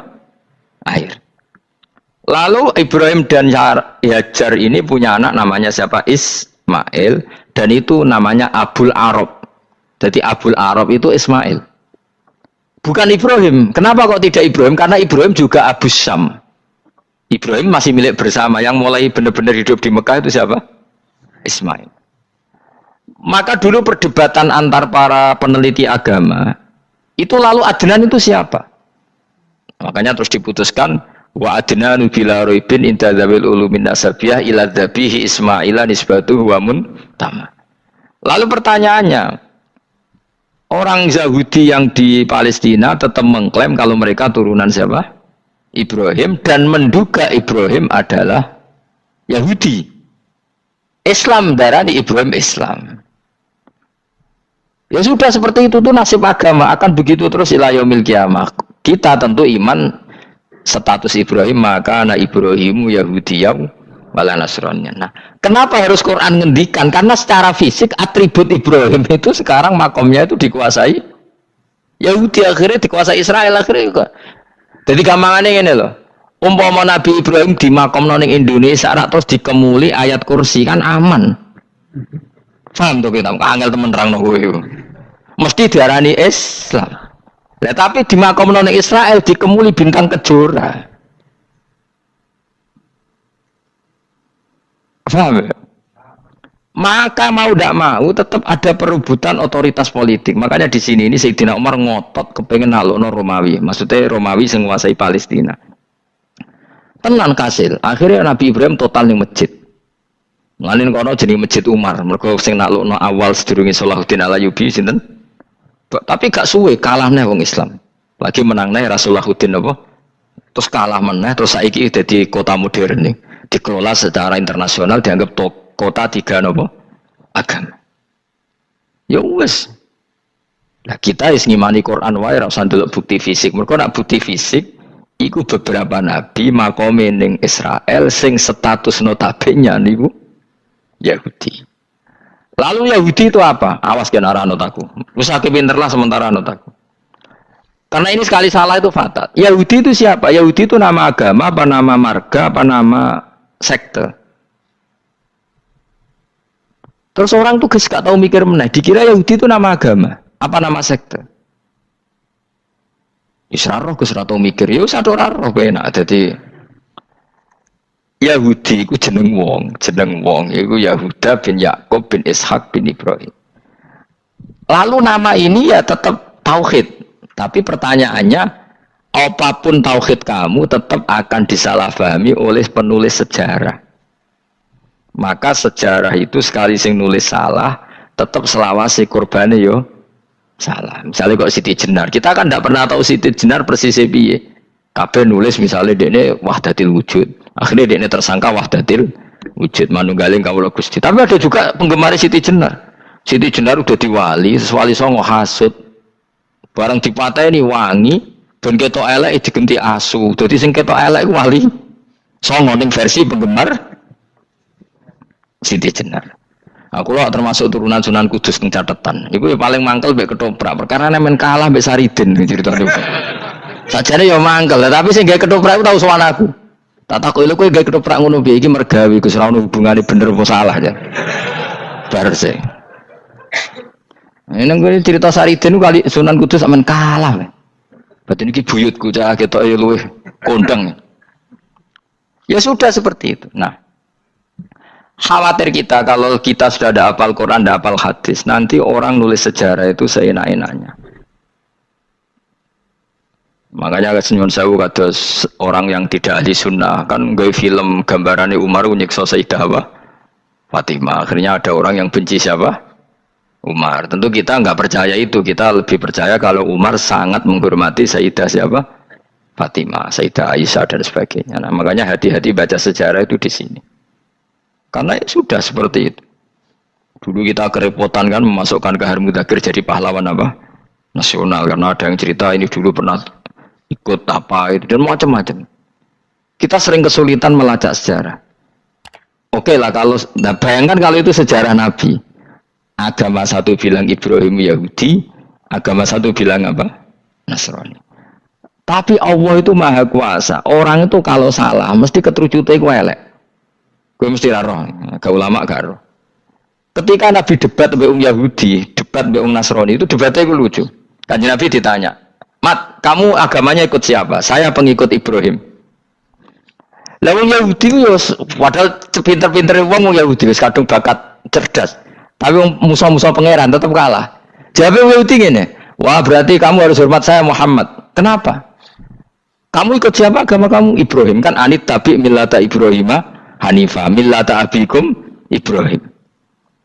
"Berarti kamu harus hormat saya Muhammad." "Kenapa?" "Karena panutan kamu Ibrahim itu saja pengikut Nasrani." Sing jarang Yahudi orang Ibrahim pengikut Yahudi. Nabi oleh semua nang ngupal. Mergo ketok goblok dadi kadang wong pinter ketok goblok. Nabi oleh guyu ngene lha ya kok aneh wong Yahuda bin Yakub bin Ishak bin Ibrahim. Tapi padha karo muni Pak Karno pengagum Puan Maharani. Kira-kira gitu cara bahasa Indonesia itu. Utawa kowe mendingin lah, Mbah Nur Salim penggemar Hasan Hasan anak kula. Utawa kowe muni Mbah Zubair penggemar Gus Gofur kan boten mungkin. Utawa Mbah Hasyim penggemar Mbak Yeni. Jadi mereka itu keterucut begini, Ibrahim itu Yahudi. Padahal sing jenenge Yahudi itu putune Nabi Ibrahim ke Yahuda bin Yakub bin Ishak bin Ibrahim. Mulane terus Quran turun. Quran turun oleh gojlok ini. Ha antum haula'i hajastum fi ma lakum bi ilm falimatu hajuna fi ma laysa lakum bi ilm. Ini perdebatan sudah tidak fair. Muhammad berdebat secara ilmiah karena dia junior ngaku pengikut Ibrahim. Tapi kamu Yahudi Nasrani pendapat kamu itu abal-abal. Masa Ibrahim pengikut Musa? Padahal Musa dan Ibrahim dulu Ibrahim. Masa Ibrahim pengikut Yahuda? Padahal Yahuda itu cucunya Ibrahim. Makanya Quran gojloke wama unzalati Tauratu wal Injilu illa mim ba'di. Ya ahlal kitab lima tuhajuna fi Ibrahim wa ma unzilati Tauratu wal Injilu illa mim ba'di afala taqilun. Jadi ini penting ya, penting dalam sejarah. Tapi santri-santri yang seneng ngaji ini gue ora roh sejarah. Pokoknya ngaji mlebu swarga paham ra apa itu. Kurang repot ngadepi wong ngaji. Saya itu tidak setuju seperti itu. Oke lah kowe mlebu swarga lah spek-pekan gue. Tapi mbok yo paham. Tapi ra paham lah sing penting mlebu swarga lah iku masalah kowe. Ora tahu kepikiran li ilahi kalimatillah. Aku yo cara kon mlebu swarga mbek kon paham Quran, milih paham Quran sik. Lagi mlebu swarga. Tapi kok ana sida mlebu ya ora mungkin paham Quran bun neraka. Kowe ku aneh-aneh. Maksudnya ku ketok regani pangeran lah mlebu swarga iku keren ya mergo paham Quran. Ora kok kowe wis penting mlebu. Ora paham lah. Karena ini sudah jadi menjadi perdebatan internasional. Saya itu berkali-kali ikut penelitian, makanya lah lucunya nasab itu sah. Mereka yang Yahudi kalau ditanya man huwal Yahud, huwa Ishak Wa Yahuda bin Yakub bin Ishak bin Ibrahim. Terus diomong no Ibrahim pengikut Yahudi itu pada karo tadi kayak kita bilang misalnya Mbak Munawir pengikut Gus Najib. Kan nggak mungkin Pak Karno pengikut Puan Maharani atau Gus Basim pengikut Mbak Yeni atau Mbak Nur Salim bapak saya pengikut Hasan anak saya, kan aneh. Sehingga pangeran oleh gojlok gitu. Ha antuma ulai hajastum fi malakum bi ilm. Mereka ini sudah siap berdebat secara ilmiah. Falimatu hajuna fi ma laysa lakum bi ilm. Tapi saiki pecintane Kanjeng Nabi ku rata-rata iku ora pinter. Penting selawatan berjanji buanter. Nak diarani bid'ah ngamuk wis ngono terus kegiatan. Lah sing diarani bid'ah padha dene wong selawatan iku tareh kok di. Kadang-kadang yo bingung. Wis sama dibak berjanji cara mbok terjemah ngarah darani bid'ah. Lha bid'ah ning ndi wong walam matamma min hamlihi syahrani ala masyuril aqwalil marwiyatu fiya bil madinati Abu Abdullah, ketika Nabi kandungannya umur 2 bulan bapaknya mati. Terus itu kan tareh. Gara-gara diwaca bahasa Arab terus koyo mantra. Lah akhirnya darani bid. Sing maca padha ora paham, akhir Allah, ya Allah. As padha dene aku repot besar. Pusing aku mikir tadi. Ayo kowe ngono ta ora kelakuanmu itu. Sing biyen ana mau tulis bahasa Indonesia, kok terus ketara gak. Ulida maktunan biadil inaya makuhlan terus ya sudah ya biasa aja tareh. Ya kan tareh terus ketika Said Abdullah kenapa meninggal di Abwa? Wa kana qad dijtaza bi akhwali bani adim nat taifatin nat jariyah fama kasafihim syahron saqiman yu'anu nasubmahu wa syakwa. Kenapa Abdullah meninggalnya di Abwa? Abwa itu kawasan Yasrib karena Abdullah sedang menjenguk keluarga besar dari ibunya. Keluarga besar dari ibunya, istrinya Abdul Muthalib itu orang Yasrib. Nah pas di sana di Bani Najjar sakit, terus kapun, terus bid'ah ning ndi wong iku sejarah. Tapi mbok maca bahasa Arab, kowe maca koyo historis Allah terus meneng wae. Ya akhirnya wong kan darani iku mantra. Mana aku nak takoki wong iso bener ndi, wis padha ora bener ya ngono. Terus bener sapa sing ngalim? Wis kowe gak mau ngalim bener. Ya ora ngono padha benere wae. Wong sing ngritik ku krungune mantra, sing maca bos. Pusing ngomong terangno kowe. Nah, problemnya agama itu seperti itu. Yang diikuti orang banyak. Itu di makamnya Nabi Dawud itu ya sudah wiridan ala Yahudi. Sama sekali. Saya sampai nangisi Nabi Dawud. Karena makamnya itu total dirawat ala mereka. Jogja juga ngalami gitu, Jakarta, Rembang nanti juga ngalamin gitu. Banyak raja itu wali, tapi waris-warisnya sudah nyuwun sewu orang abangan, terus misalnya dikasih sesajen. Orang nok yasine tapi mau sesajene mau apa kalau makamnya memutuskan seperti itu, penjaga makamnya itu. Mulane kena dadi wali nggo anak putumu, muridmu wali, nak ora repot, guri-guri dikai sajen. Itu di Gunung Kawi itu ada makam santri, tapi itu mek sugihan piye aja. Iku ruhe nangis tenan. Banyak seperti itu, enggak usah ditua banyak. Nah, lalu makom itu terserah siapa bertanya? Terserah yang rumat apa terserah statusnya zaman dulu? Nah, karena yang rumat itu berafiliasi ke Yahudi, terus mengklaim Ibrahim itu, maka Quran harus menerangkan makana Ibrahim Yahudi wala Nasrani karena secara artefak, secara kesejarahan fisik itu sekarang dikuasai Yahudi. Jadi repot. Ya tapi itu ya sudah. Makanya kita kembali ke Quran dengan cerita tadi. Ibrahim tetap Abul Anbiya. Ibrahim tetap Muslim. Buktinya punya peninggalan Ka'bah. Nah, Ka'bah ini harus kita jaga. Ketika Ibrahim kita katakan ninggali Ka'bah, ternyata Ka'bah di situ sentral tauhid. Antahhiru baitali ta'ifina wal akifina waruka'is sujud. Ketika Ka'bah jadi sentral tauhid, maka kita akan mengatakan peninggalan Ibrahim pasti tauhid. Makanya Nabi marah besar ketika Ka'bah ada berhala banyak. Andai kan nggak dihapus oleh Nabi, maka berhala itu pun dianggap peninggalan Ibrahim. Dong tau nih, dong tenan. Ya pinter nih, jadi maju lah. Mulane kowe aja geman ndonga saleh dhewe, ora cukup. Saleh saiki ora cukup, kudu ditopang saleh anakmu, saleh putumu. Apa artinya kita sekarang saleh kalau anak cucu kita tidak saleh? Pasti sejarah dibalik.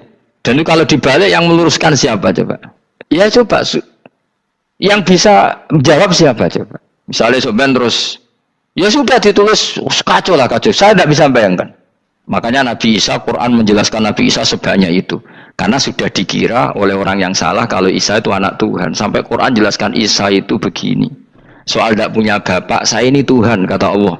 Gawe tanpa bapak mbok wae iso ya iku Adam, kok gawe tanpa bapak kowe geger terus aku mbok anggap bapak iku piye jare pikir.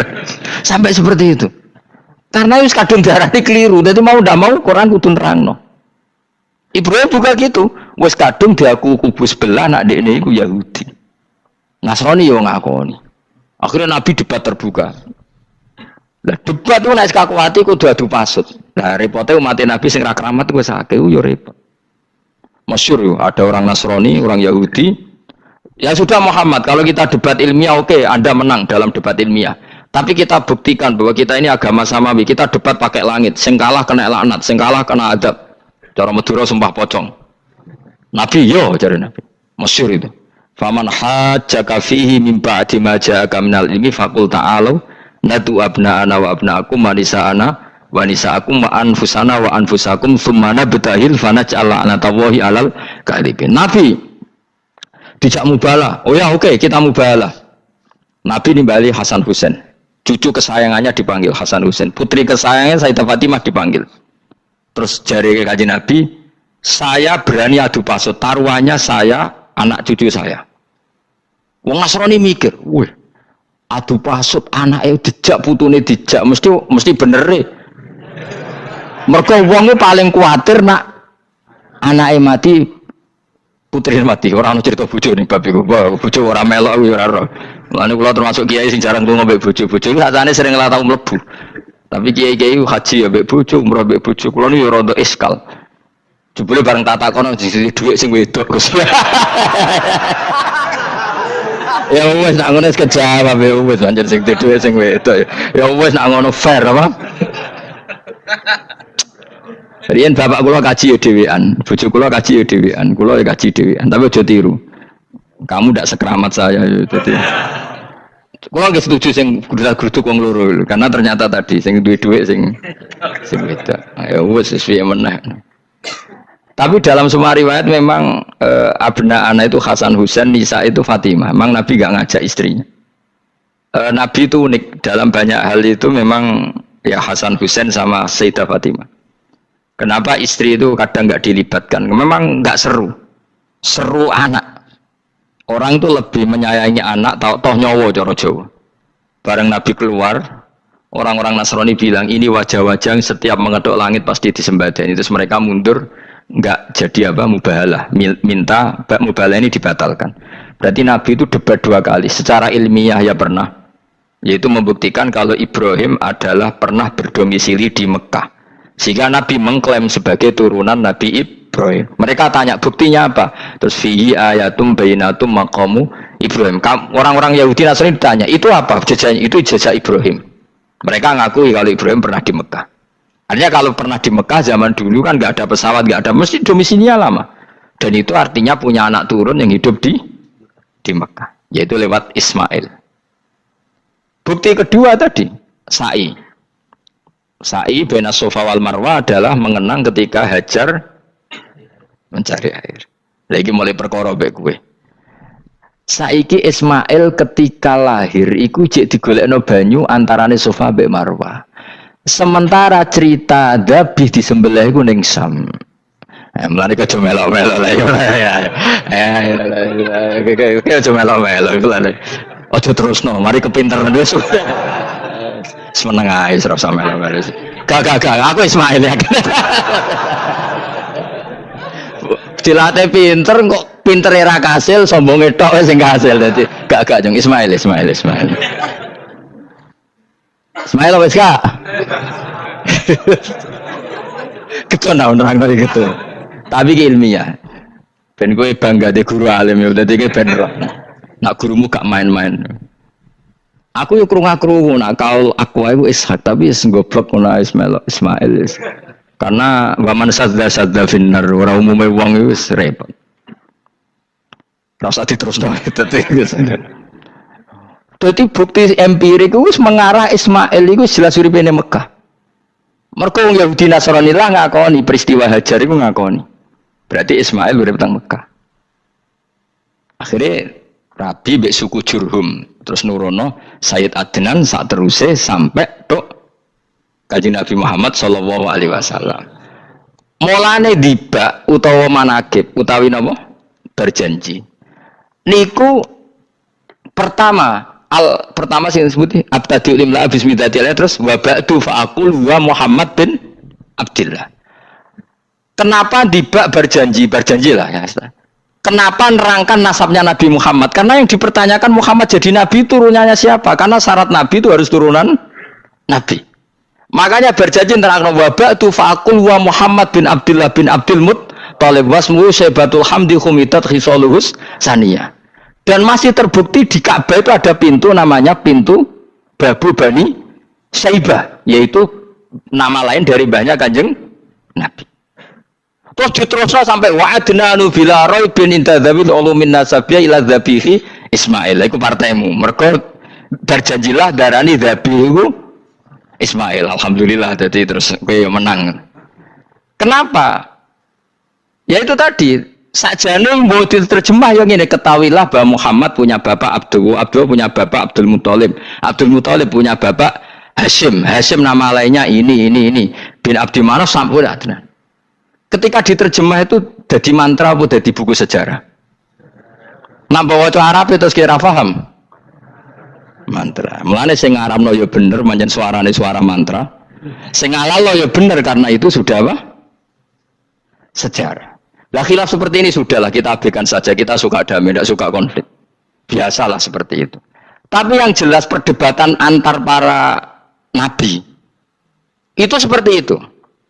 Akhirnya Nabi Muhammad ngurusno itu. Bukti Ismail itu pernah hidup di Mekah, adalah lahirnya di sini, pernah mengalami peristiwa ini. Dan sisa-sisa Ibrahim ada fihi ayatum bayinatum maqamu Ibrahim, yaitu batu yang pernah diinjak Nabi Ibrahim. Nah kenapa itu mesti Ibrahim? Karena nak wong biasa gak mungkin nginjek batu kok sampai bekas. Jajal kowe nginjek nganti bolak-balik. Itu mukjizat, wong batu diinjek kok bekas. Terus Ka'bah sebagai pewaris Ibrahim ditulisi kalimat-kalimat tauhid sehingga kepastian Ibrahim itu bapak tauhid. Makanya Nabi Riso ketika pinggirnya Ka'bah ada banyak berhala, nanti dikira berhala ini syariatnya Nabi Ibrahim. Makanya lah ketika berhala banyak Nabi gak mau madhep Ka'bah, nanti dikira nyembah berhala. Maka sama Allah dialihkan disuruh madhep Baitul Maqdis. Ketika berhala dihilangkan, Nabi baru disuruh madhep Ka'bah. Jadi perdebatan ini atau ilmiah ini harus kita kaji, kita pahami. Karena kata Allah, antum haula'i hajastum fima lakum bi ilm falimatu hajuna fima laysa lakum bi ilm. Nah, iswani debat kudu datane data ilmiah. Sementara mereka darani Ibrahim pengikut Yahudi, padahal Yahudi itu putu Nabi Ibrahim, yaitu Yahuda bin Yakub bin Ishak bin Ibrahim. Mestinya kan bahasanya Yahuda pengikut Ibrahim, mau jadi wali Ibrahim pengikut. Lah Nabi benar ketika takoi Muhammad kamu ikut siapa? Saya ikut Ibrahim. Kan normal kan? Kalau junior ikut, mereka enggak. Ibrahim pengikut Yahuda. Ya mau perkara Pak Karno pengikut Puan Maharani, Mbah Hashim pengikut Mbak Yeni, kan kacau kan? Lah itu terus Allah nggak jelek tadi. Muhammad kekasihku wis debat secara ilmiah, tapi kamu tidak ilmiah. Makanya lima tuhajuna fi Ibrahim wa ma unzilatit Taurat wal Injilu illa mim ba'di. Kok Ibrahim mbok arani Yahudi piye? Wong penanggalan Yahudi misalnya dimulai kok Taurat. Taurat Musa. Musa iku generasine sause Ibrahim. Tapi Ibrahim mbok arani pengikut Musa. Dong enggak? Jadi itu masalah-masalah. Tapi ayat-ayat ngene iku ora populer. Kowe seneng ayat populer ya poligami fangihu ma tobalakum. Kowe iku sing ora alim lah wabal. Mergo di kepentingan apa? Poligami. Mbak wong sing seneng keramat, senengane dalil wa may taqilla ja'alahu makhraja. Tekan dadi wali kepingin untuk duit yang enggak terduga. Udah diuteke ku duit. Padahal syarat saya wali ku ora pati seneng duit. Tapi kepen dadi wali ben oleh duit. Jadi wis kenapa menjadi wali ben wa yarzuqhu min haitsu la yahtasib. Dadi uteke wis elek. Dadi institusi wali wae duwi. Dadi nek aku wali para pangeran rezeki teko min haitsu. Mulane kira bakal dadi wali, ngerutek kemjek ngono ora bakal dadi. Ayo saiki Ismail apa Ishak? Ismail. Aku ya getun kadang alim kadang getun. Perkarane nyulayani apa? Mainstream. Tapi cara kula ya Ismail sudah tak bilang napa? Ismail.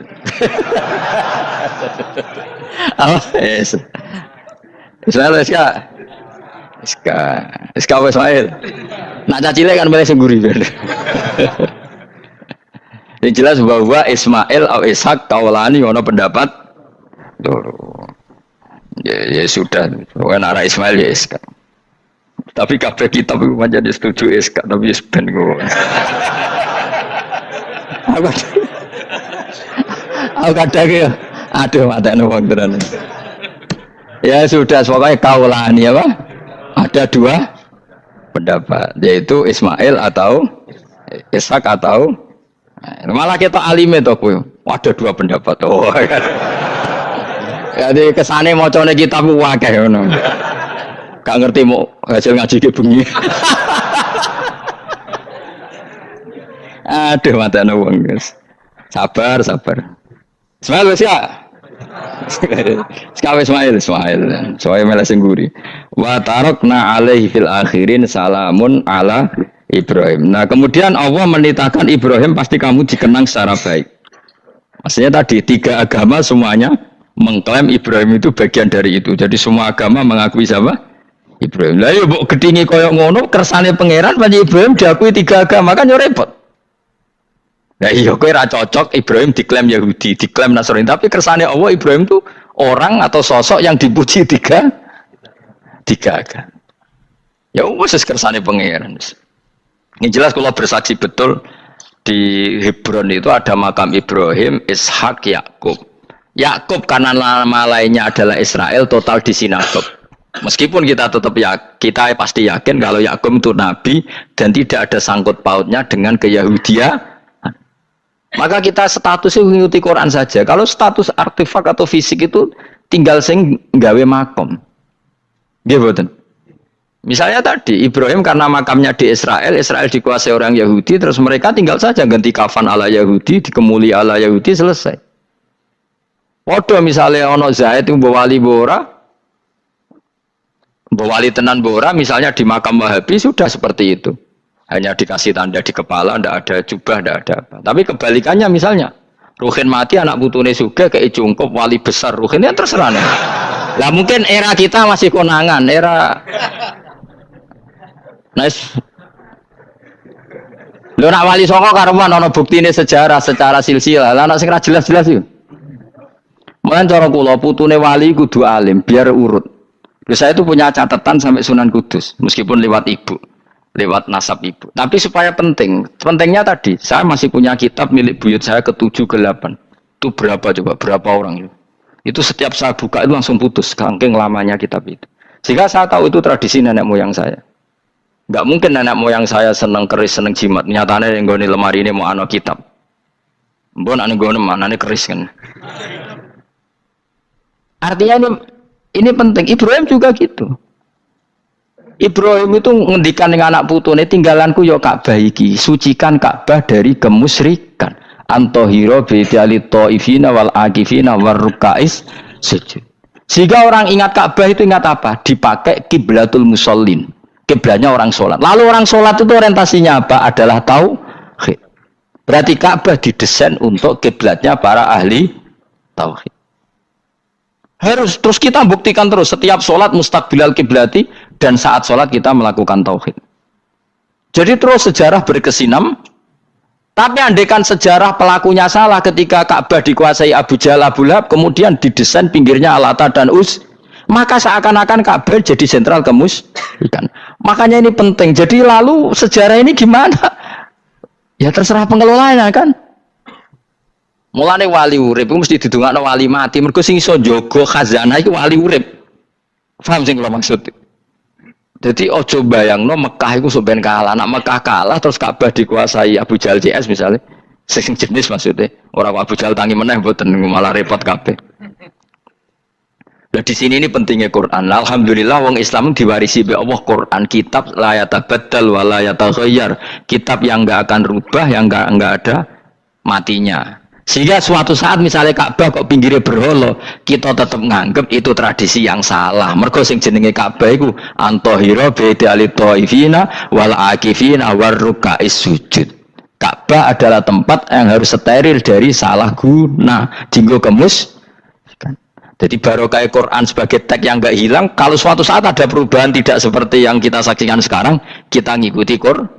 Misalnya Ibrahim, senajan to makamnya di sinagog misalnya, Yakub makamnya di sinagog, kita tetap yakin mereka adalah ahli tauhid. Nabi Dawud yang diklaim sebagai King Dawud, King David, makamnya di Israel, terus diatributi ala Yahudi, kita tetap yakin huwa nabiyun, beliau adalah nabi beragama tauhid. Berdasar apa? Ya berdasar penjelasan Al-Quran. Kalau berdasar empirik artifak ya terserah yang bikin. Dan ini ya. Di mulane kowe sing syukur ngaji sampai roh kaul loro Ishak Ismail wis ya sapa to sing mesti siapa Ismail mau baru Ismail gak konsisten ben kok supaya anut wong akeh jangan anut wong akeh wis ngene padha ora roe wa tarakna abqaina ali fil akhirin sanan pengalaman hasanan kang bagus salam untuk keselamatan minna sanging kita maksudnya sanging Allah ala Ibrahim ngatasi Ibrahim kadhalika mengkon-mengkon kabeh kama jazina kaya malas ingsun ing kabeh naji malas ingsun al muhsinina ing pira-pira wong sing nglakoni kaapian li anfusi maring awak dhewe wong akeh. Jadi orang dimulai melakukan kebaikan pada dirinya sendiri. Kalau dia baik pasti apa? Orang lain merasa kebaikan. Misalnya kayak apik mesti kepengin sedekah, orang lain yang untung. Kamu baik pasti ingin menyebarkan kebaikan, orang lain pasti untung. Inna usataman Ibrahim iku min ibadina al-mu'minin. Saking pira-pira kaula ingsun al-mu'minin kang mukmin kabeh. Wa basyarnahu. Lan ngekeki berita gembira ingsun hu ing Ibrahim bi Ishaq kelawan tak kaya anak Ishaq.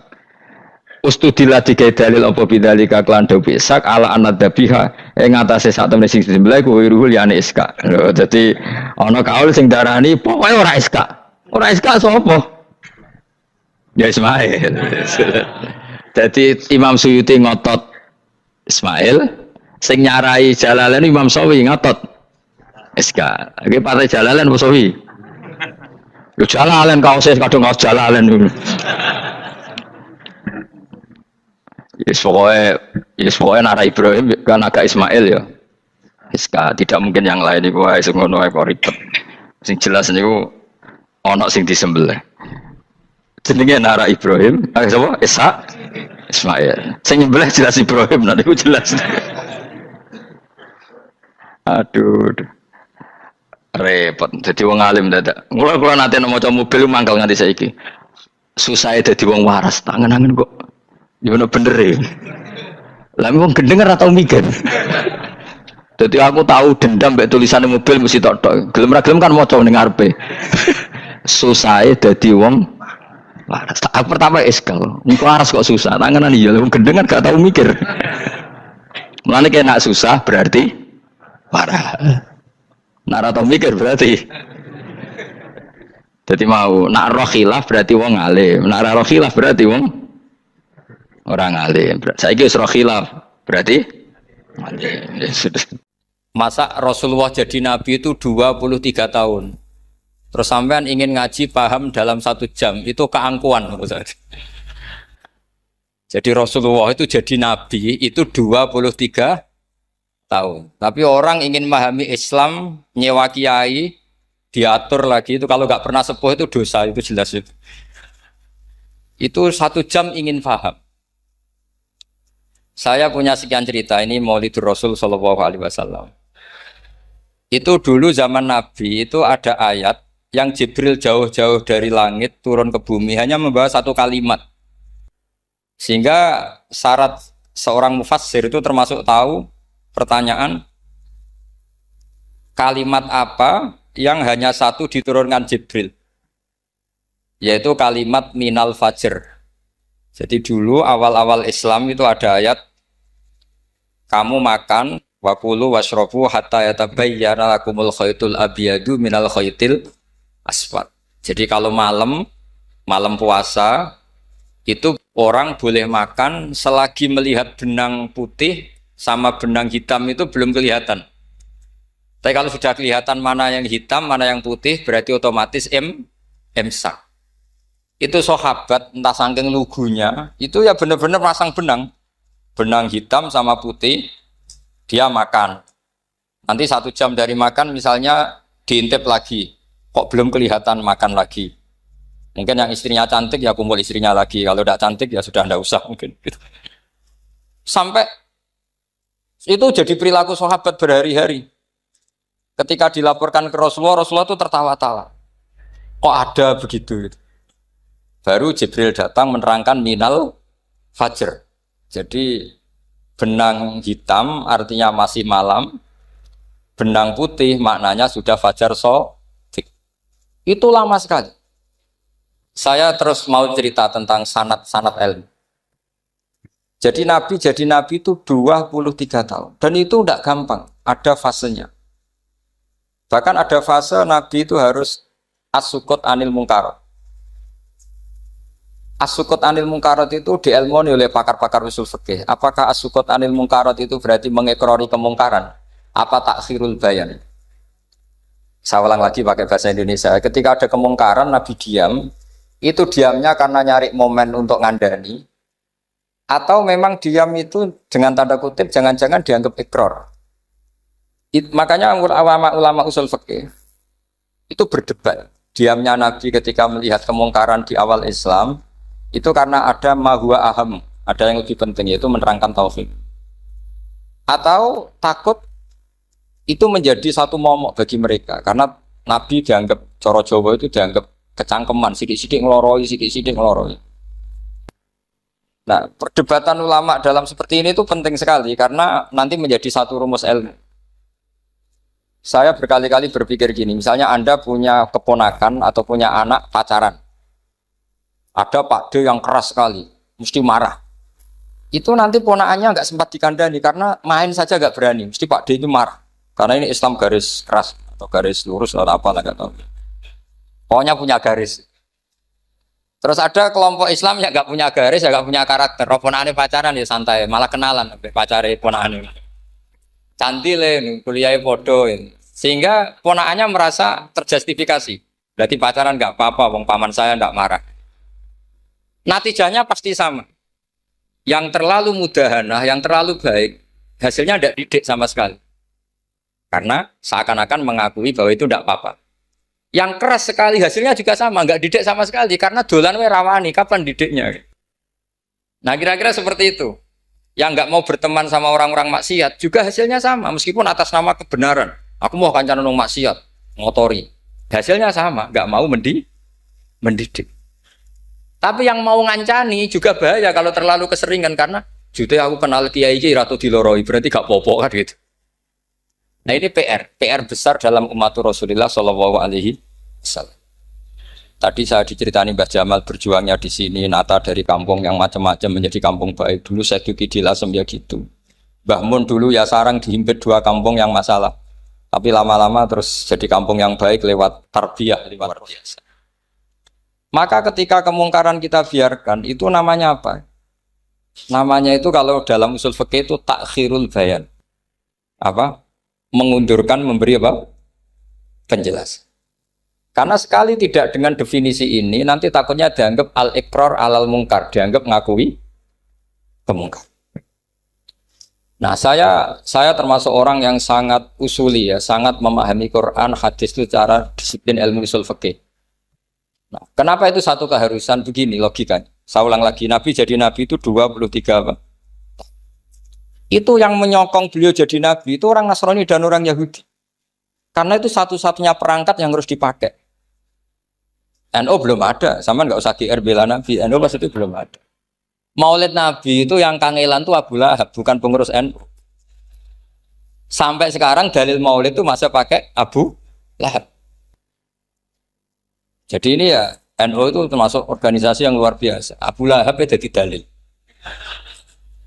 Jadi Abu Lahab dengar kalau iparnya, Abu Lahab itu iparnya Aminah, iparnya Sayyidah siapa? Dengar Aminah lahir, nggak punya suami, saking senengnya canggalemnya beliau, itu dimerdekakan. Ya setidaknya untuk hari Senin tak sebut beliau loh, karena pas soleh. Nanti Selasa Rabu sudah ada. Itu dimerdekakan. Saya yang kiai kecil saja nggak bayangkan kalau pagi-pagi tidak punya anak dalam yang bikin kopi siapa, yang mencucikan siapa, yang nyapu rumah. Tapi Abu Lahab saking senengnya punya ponakan itu dikasihkan. Sudah Suwaiba kamu pakai saja. Sudah biar melayani kamu, ngurusin kamu. Jadi saya bayangkan hari itu Abu Lahab itu mungkin bikin kopi sendiri, nyapu sendiri demi. Nah itu sama Allah dikenang sehingga yukhaffafu anhul adzabu yaumal isnan itu masyhur. Idza kana hadza kafiron jaa dhammuhu bi tabbat yadahu fil jahimi muhal lada ata annahu fi yaumil isnaini daiman yukhaffafu anhu lisururi bi mata famadzannu bil abdil ladzi kana umruhu bi ahmada masruran wa mata muwahhida. Ini Abu Lahab yang kafir, hormat Maulidur Rasul saja dapat takhfiful adab, apalagi yang mukmin. Jadi itu satu-satunya dalil Maulid, itu dalilnya Abu Lahab. Ya makanya terus kita itu dibully sama kelompok sebelah, dalil kok Abu Lahab. Tapi saya pastikan awal Islam itu yang menjadi perangkat nubuah itu hanya Yahudi dan Nasrani.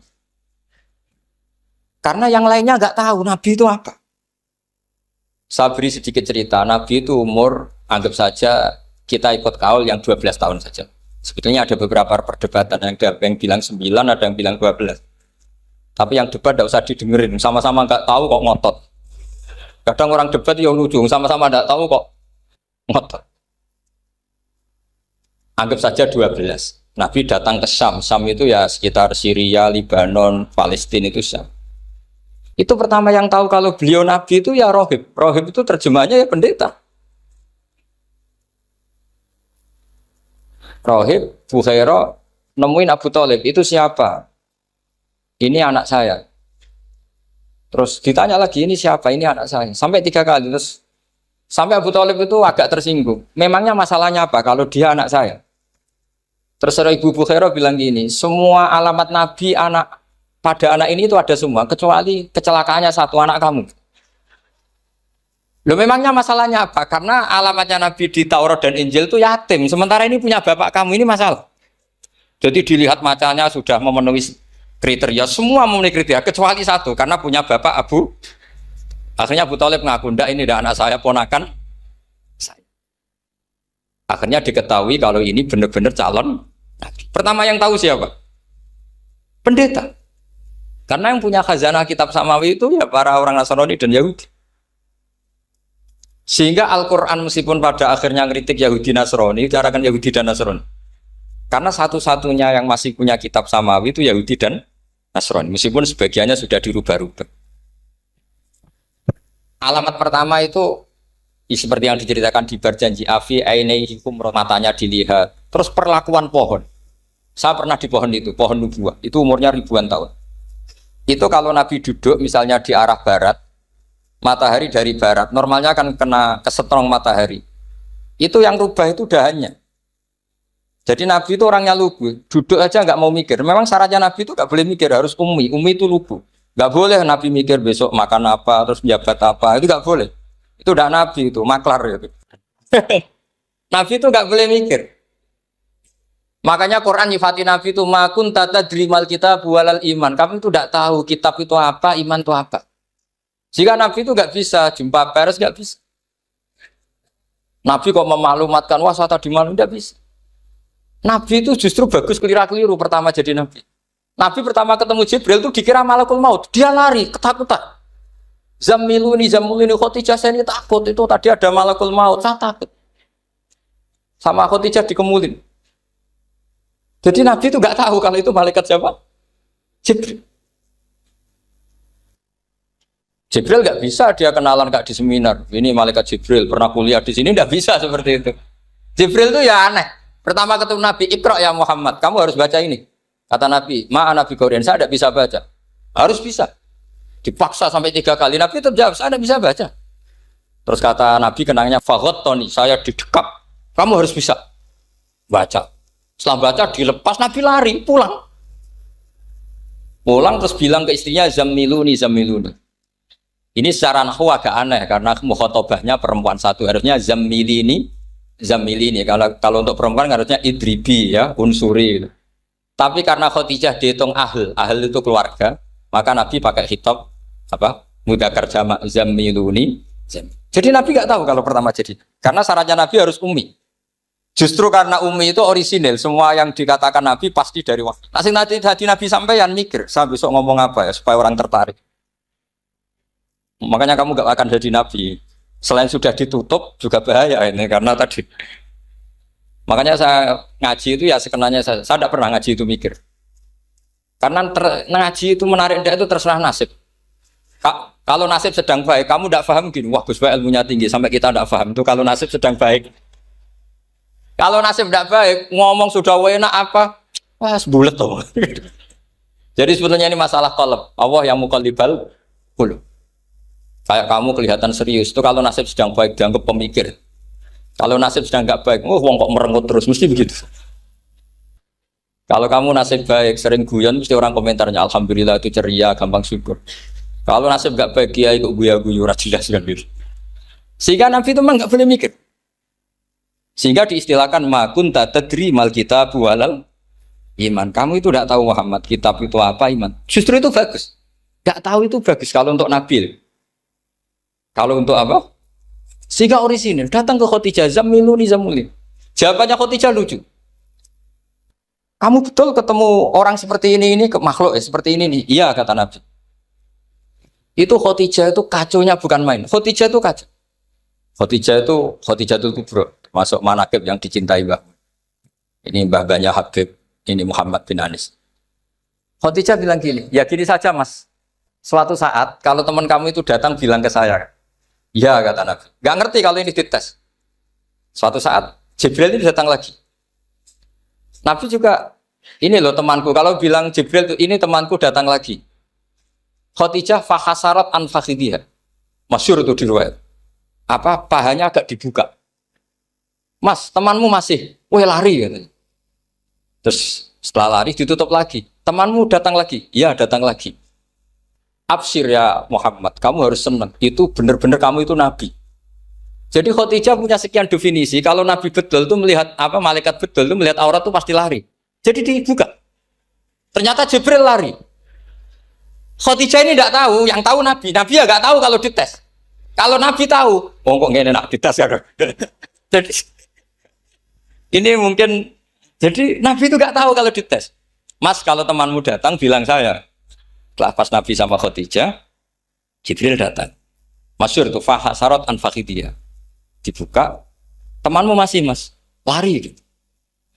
Ditutup lagi. Sekarang gimana Mas? Datang lagi. Kamu harus senang, kamu Nabi betul. Karena kalau itu setan, wah mesti seneng nonton aurat kan itu. Itu Nabi tidak tahu kalau dites. Kalau sampean kan tahu kalau mau dites istri. Sampai mulai kata tong wedok liya toko mesti bojo mbak servis untuk menutupi semua keburukan itu. Itu Nabi. Uniknya terus Khadijah, Nabi jadi Nabi sama Khadijah itu tahu dulu Khadijah. Nabi nggak tahu kalau mau jadi Nabi, tapi Khadijah tahu. Sehingga ketika umur 25 tahun Nabi sebagai pedagang, Khadijah itu ngirim mata-mata namanya Maisarah. Maisarah itu nama lelaki. Saya tambahin lagi Maisarah nama lelaki. Nanti kalau kamu artikan nama perempuan, oh berarti Nabi kemana-mana punya perempuan. Enggak, Maisarah itu nama lelaki. Maisarah dikirim Khadijah. Terus gimana Muhammad di perjalanan? Tudhilluhul ghamamah tuti'uhus sahaib. Kemana-mana dipayungi oleh mega, oleh awan. Sekian informasi ke Rasul ke Khadijah itu dimasukkan semua ke Khadijah. Tapi betapa kecewanya Khadijah ketika Nabi nikah umur 25 tahun, Khadijah umur 40 tahun. Itu kok gak jadi nabi. Itu mulai kecewa sido jadi nabi tau orang. Makanya ketika tahun ke-40, berarti Nabi umur 40, cerita ketemu tadi Jibril, sebenarnya Nabi gak tahu itu Jibril, gak bilang Jibril. Itu Khadijah senangnya bukan main. Karena apa yang dibayangkan dia terjadi. Fa wa la yuzika wa abadan innaka la tasilur rahim wa tahmilul kalla wa taksibul maqdud wa taqridu fa wa tu'inu ala nawaibil haq. Lah bahasa Pak Said Akil, syarat jadi rais Suriah harus hafal katanya gitu. Sonono, syaratnya jadi ulama. Saya ini jadi ulama sebelum di NU. Banyak kata Mbak Mun dulu guyon kiai ono loro, ono kiai sing ning NU, berarti kiai sik lagi ning NU. Ono sing kiai NU nak gak pengurus NU ada di kiai gitu. Itu guyonannya Mbak Mun. Akhirnya Khadijah itu sempurnanya bukan main karena pernah ragu 15 tahun. Kan dari umur 25 Nabi, kemudian nggak tahu bukti berikutnya, makanya terus ini jadi Nabi enggak. Setelah umur 40 benar-benar Nabi, paginya diajak ke Waraqah bin Naufal, masih pernah paman sama Khadijah. Ya Ami, ini Ibnu Akhika mau cerita. Terus Waraqah ini Nasrani. Di kitab Bukhari Ro'an tanah sorofil jahiliyah wa yaktubu Injil bil Ibraniyah masya Allah ayaktub. Jadi Waraqah itu penginjil, pendeta. Tapi nanti loh kamu jangan salah paham. Terus kayak pendeta sekarang ada periode di mana Injil masih asli dan ada periode ini yang sudah muharraf. Itu kan dia itulah khasnya ulama. Akhirnya Waraqah tanya, kamu ngomong saja ya Ibnu Akhi, manggilnya seperti itu. Akhirnya Nabi cerita ketemu Jibril, sebenarnya beliau nggak tahu itu Jibril cerita. Terus kata Waraqah, hadan namus alladzi ja'a bi Musa. Masih pakai bahasa namus, hadan namus alladzi ja'a bi Musa. Itu namus semacam malaikat yang mendatangi Musa. Terus uniknya Waraqah bilang gini, wa iyudrikni yaumukan ansuruka nasron mu'azzar. Andaikan saya menemukan hari ketika kamu jadi nabi, akan saya bila mati-matian. Kapan itu, paman? Khina yusrijuka kaumu, ketika kamu diusir oleh kaum kamu. Nabi sebagai orang baik, makanya GR jadi orang baik itu ya boleh. Nabi sebagai orang baik itu tanya, awamu khrijiyahum. Kalau kiai-kiai maknani awamu khrijiyah ana ta iku wong sing ngetono ingsun hum utai kaumi. Masa saya nanti diusir kaum saya? Saya ini termasuk keluarga terhormat. Perilaku saya baik. Masa saya nanti diusir?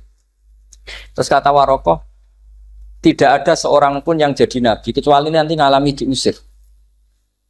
Jadi yang tahu mau diusir itu ya Waraqah. Nabi malah tanya, masa saya nanti diusir? Karena tadi syaratnya Nabi harus ummi. Ummi itu keibu-ibuan. Jadi nggak tahu. Tapi nggak tahu di Nabi itu sifatu madkhin, sifat pujian, bukan sifatu naqsin, sifat apa? Kekurangan. Akhirnya Nabi mulai sadar, wah jadi Nabi tenan kan gitu. Jadi saya ini termasuk orang yang sangat-sangat susah ketika orang ingin belajar Islam itu instan. Dulu Nabi jadi Nabi itu 23 tahun.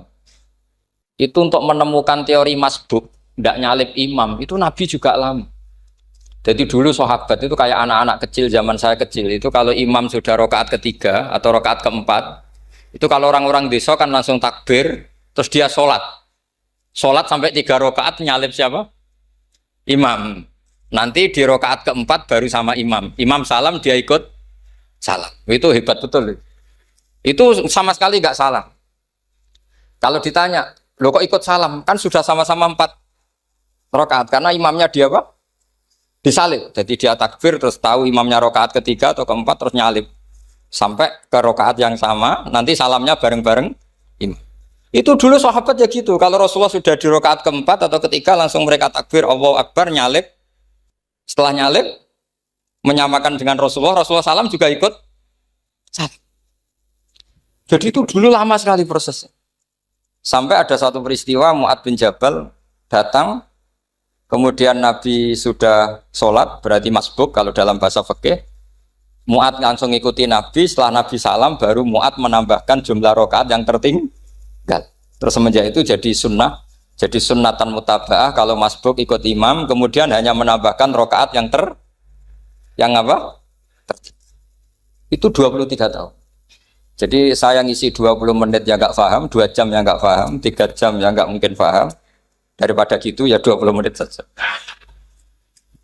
Ya itu betul, karena saya tidak punya kemampuan untuk itu. Saya masih ingat, saya ngaji umum pertama itu di hallnya abahnya Pak Hamid Pasuruan di Lasem.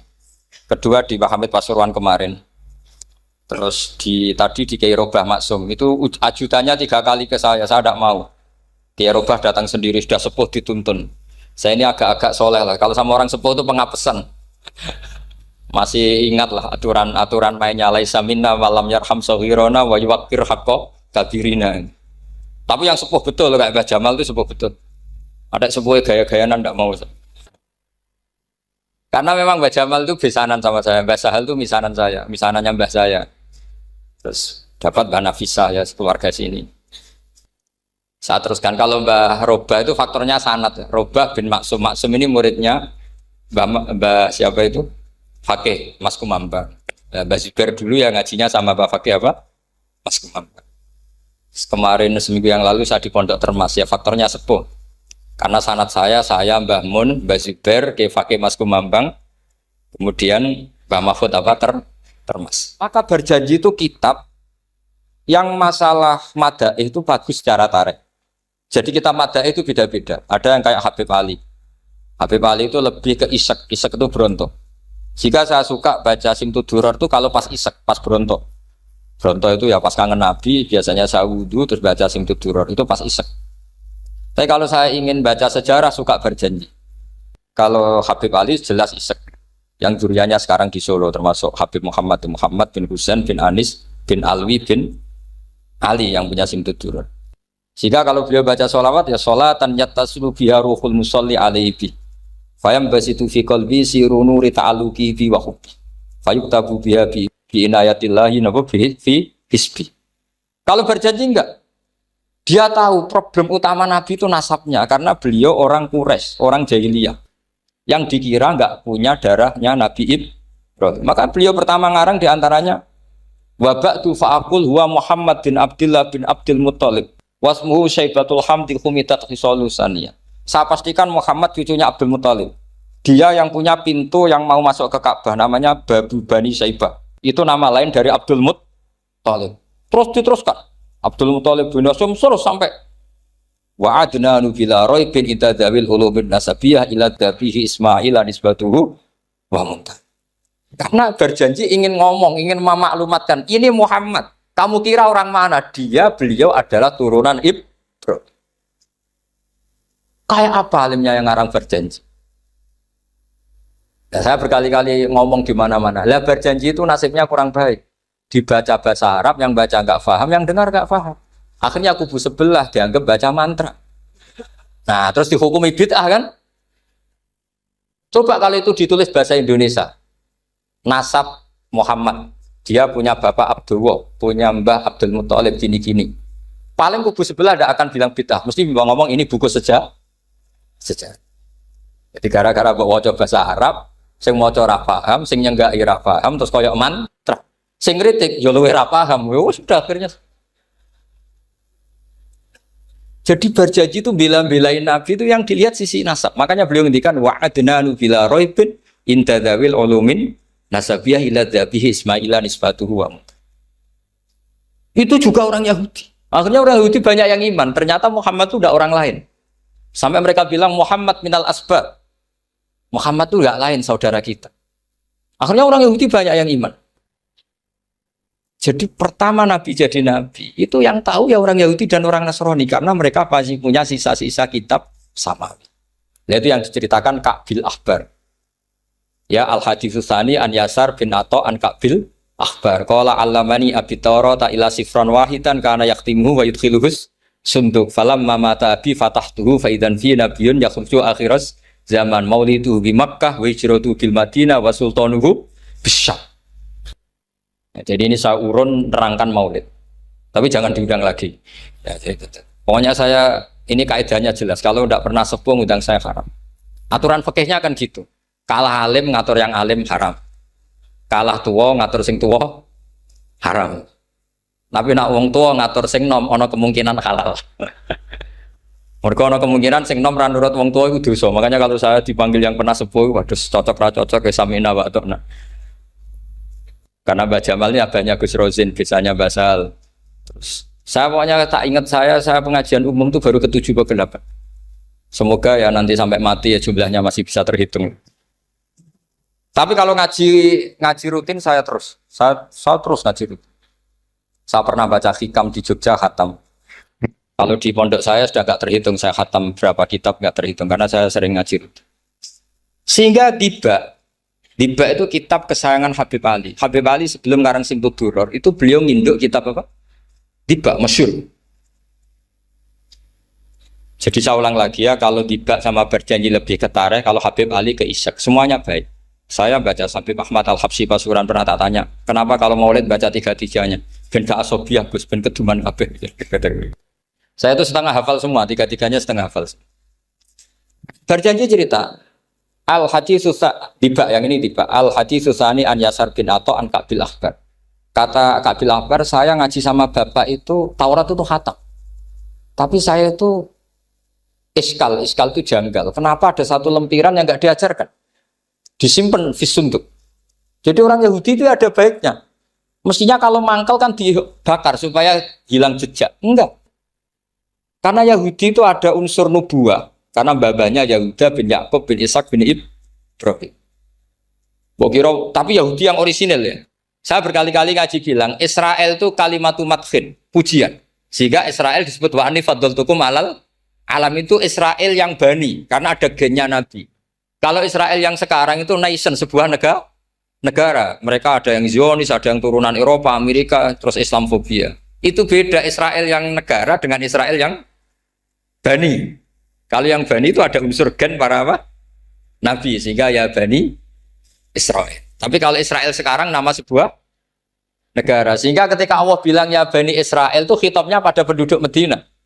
Kenapa? Karena penduduk Medina zaman itu banyak yang keturunan Nabi Ibrahim alaihis salam. Jadi Israel di Quran itu bukan nama sebuah negara, nama sebuah turunan. Sehingga disebut ya Bani Israel, anak turune Israel. Kita tahu Israel nama lain daripada Nabi Yakub.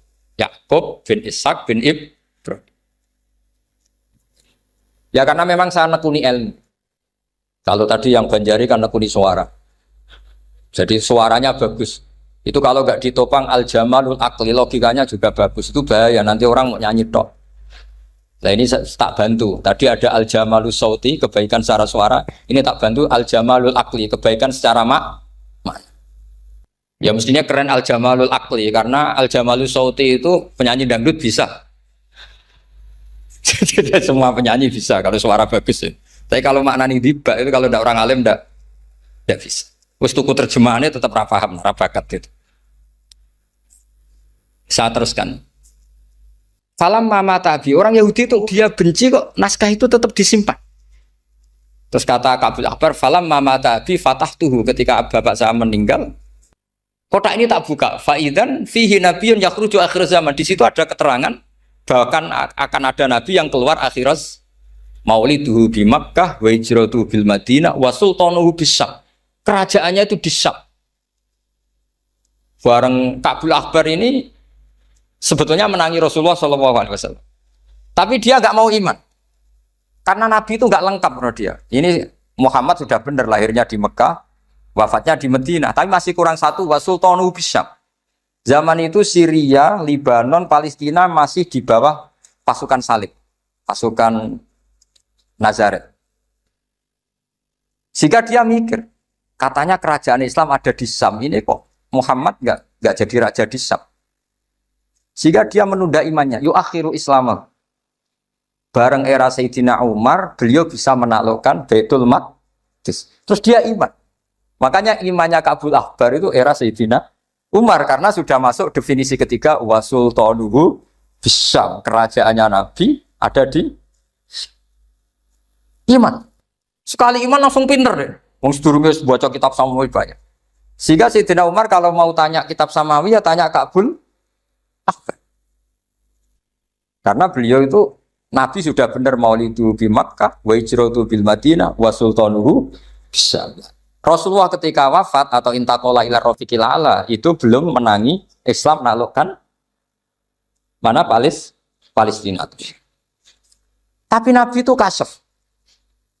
Nabi itu nak kasef itu ya lucu. Makanya kalau ada kiai lucu itu ya anggapnya niru Nabi. Nabi itu lucu. Ada sahabat itu gak pati ganteng, pendek gak pati ganteng. Namanya Surakoh. Itu digojol sama Nabi. Surakoh, bagaimana kalau kamu suatu saat itu pakai tas itu apa? Mahkotanya Raja Syam, Raja Kaisar. Ya Surakoh ya dianggap Nabi Gujan gitu aja. Nabi Gujan aja itu. Singkat cerita, suatu saat Umar itu mengalahkan kerajaan itu. Kaisar itu dikalahkan Umar. Saking takutnya lari, mahkotanya itu jatuh. Jatuh disaksikan Surakoh. Terus ingat, dulu Nabi pernah ngendikan itu disuruh pakai saya. Akhirnya sama Surakoh dipakai. Ya tetap orang ganteng, orang ganteng. Padahal sudah pakai mahkota guys. Barang setelah dipakai, kata Umar, ikhla'ha. Itu dicopot. Mau saya pakai untuk Baitul Muslimin, untuk Baitul Mal. Kata Surakoh, bukankah Nabi ngendikan kalau ini yang pakai saya? Jawabnya Umar, innama yaqulu Rasulullah lital bisaha, walam yaqul litamlikaha. Kata Nabi hanya ngendikan kamu disuruh pakai, tapi tidak disuruh memiliki. Kayak apa Rasulullah kasefnya? Itu kata orang-orang yang pernah ke Turki. Saya belum pernah ke Turki, tapi saya hafal hadis sahih ini. Itu ditulis di masjid Turki itu, lataf tahunnal Konstantinia. Kamu akan bisa mengalahkan pasukan Konstantinopel. Itu dikalahkan setelah 1000 sekian tahun dari wafatnya Nabi. Kayak apa kasifnya Nabi? Karena Nabi wa ma yantiqu anil hawa in huwa illa wahyu. Coba kalau Nabi kayak pengamat, ngomong apa yang kira-kira terjadi? Wah itu kan mesti keliru semua karena berdasar akal. Tapi kalau Nabi berdasar apa? Kasuf. Kasuf itu satu apa? Kenyataan yang dipertontonkan Allah Subhanahu wa taala. Terus kedua, alamat Nabi itu pakai sandi. Sandi itu sesuatu yang enggak jelas tapi menjadi jelas bagi ahlinya. Saya ulang lagi, sandi itu kayak sandi di militer itu. Atau sandi di KPK itu ada sandinya. Sandi itu ya kata sandi. Saya pernah diceritani Pak Busro Muqaddas ketika ketua KPK itu lucu. Wah, sandinya koruptor saya tambah kacau Pak. Itu kalau bilang uang, itu kalau yang kemarin rame kan apel Amerika sama apel Malang. Kalau apel Amerika berarti US apa? Dolar, kalau apel Malang berarti apa? Setelah KPK tahu, sandinya diganti Ustadz. Jadi koruptor kalau mau korupsi, nelpon temannya. Loh ini Ustadznya sudah siap loh, kamu gak ikut pengajian. Itu sempat penyadap KPK itu gak mau ngecek. Masa orang pengajian dicek? Ternyata ya gak ada acara pengajian, Ustadz tuh maknanya uang. Koruptor saking ngerti itu disadap KPK itu sandinya gimana? Datang nggak ke sini, ini Ustadznya sudah siap, ini ada pengajian. Hampir KPK itu nggak ngecek karena pengajian, Ustadznya sudah siap. Setelah digerebek ternyata Ustadz tuh sandi dari makna apa? Uang, gak kurang ajar itu Ustadz katanya. Jadi kalau di sini ditangkap KPK berapa Ustadz ini sudah? Ada Habibnya lagi, ada Habib Muhammad ini.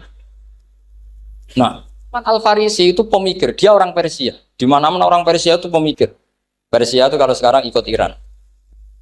Itu dia ngaji lama sekali sama pendeta-pendeta itu. Kebetulan dia punya pendeta yang belum muharraf, belum muharrif atau belum muharraf. Kalau muharrif orangnya, kalau muharraf itu kitabnya atau bukunya. Setiap dia ngaji sama pendeta dikasih tahu. Terus kecewa beberapa kali, walhasil ketemu pendeta yang benar. Sudah, kamu tidak usah ngaji sama saya. Kamu datang saja ke Yasrib, ke Madinah sana, ke Yasrib. Di situ Nabi akhir zaman sekarang sudah ada kan. Ini yang ngomong pendeta. Ya.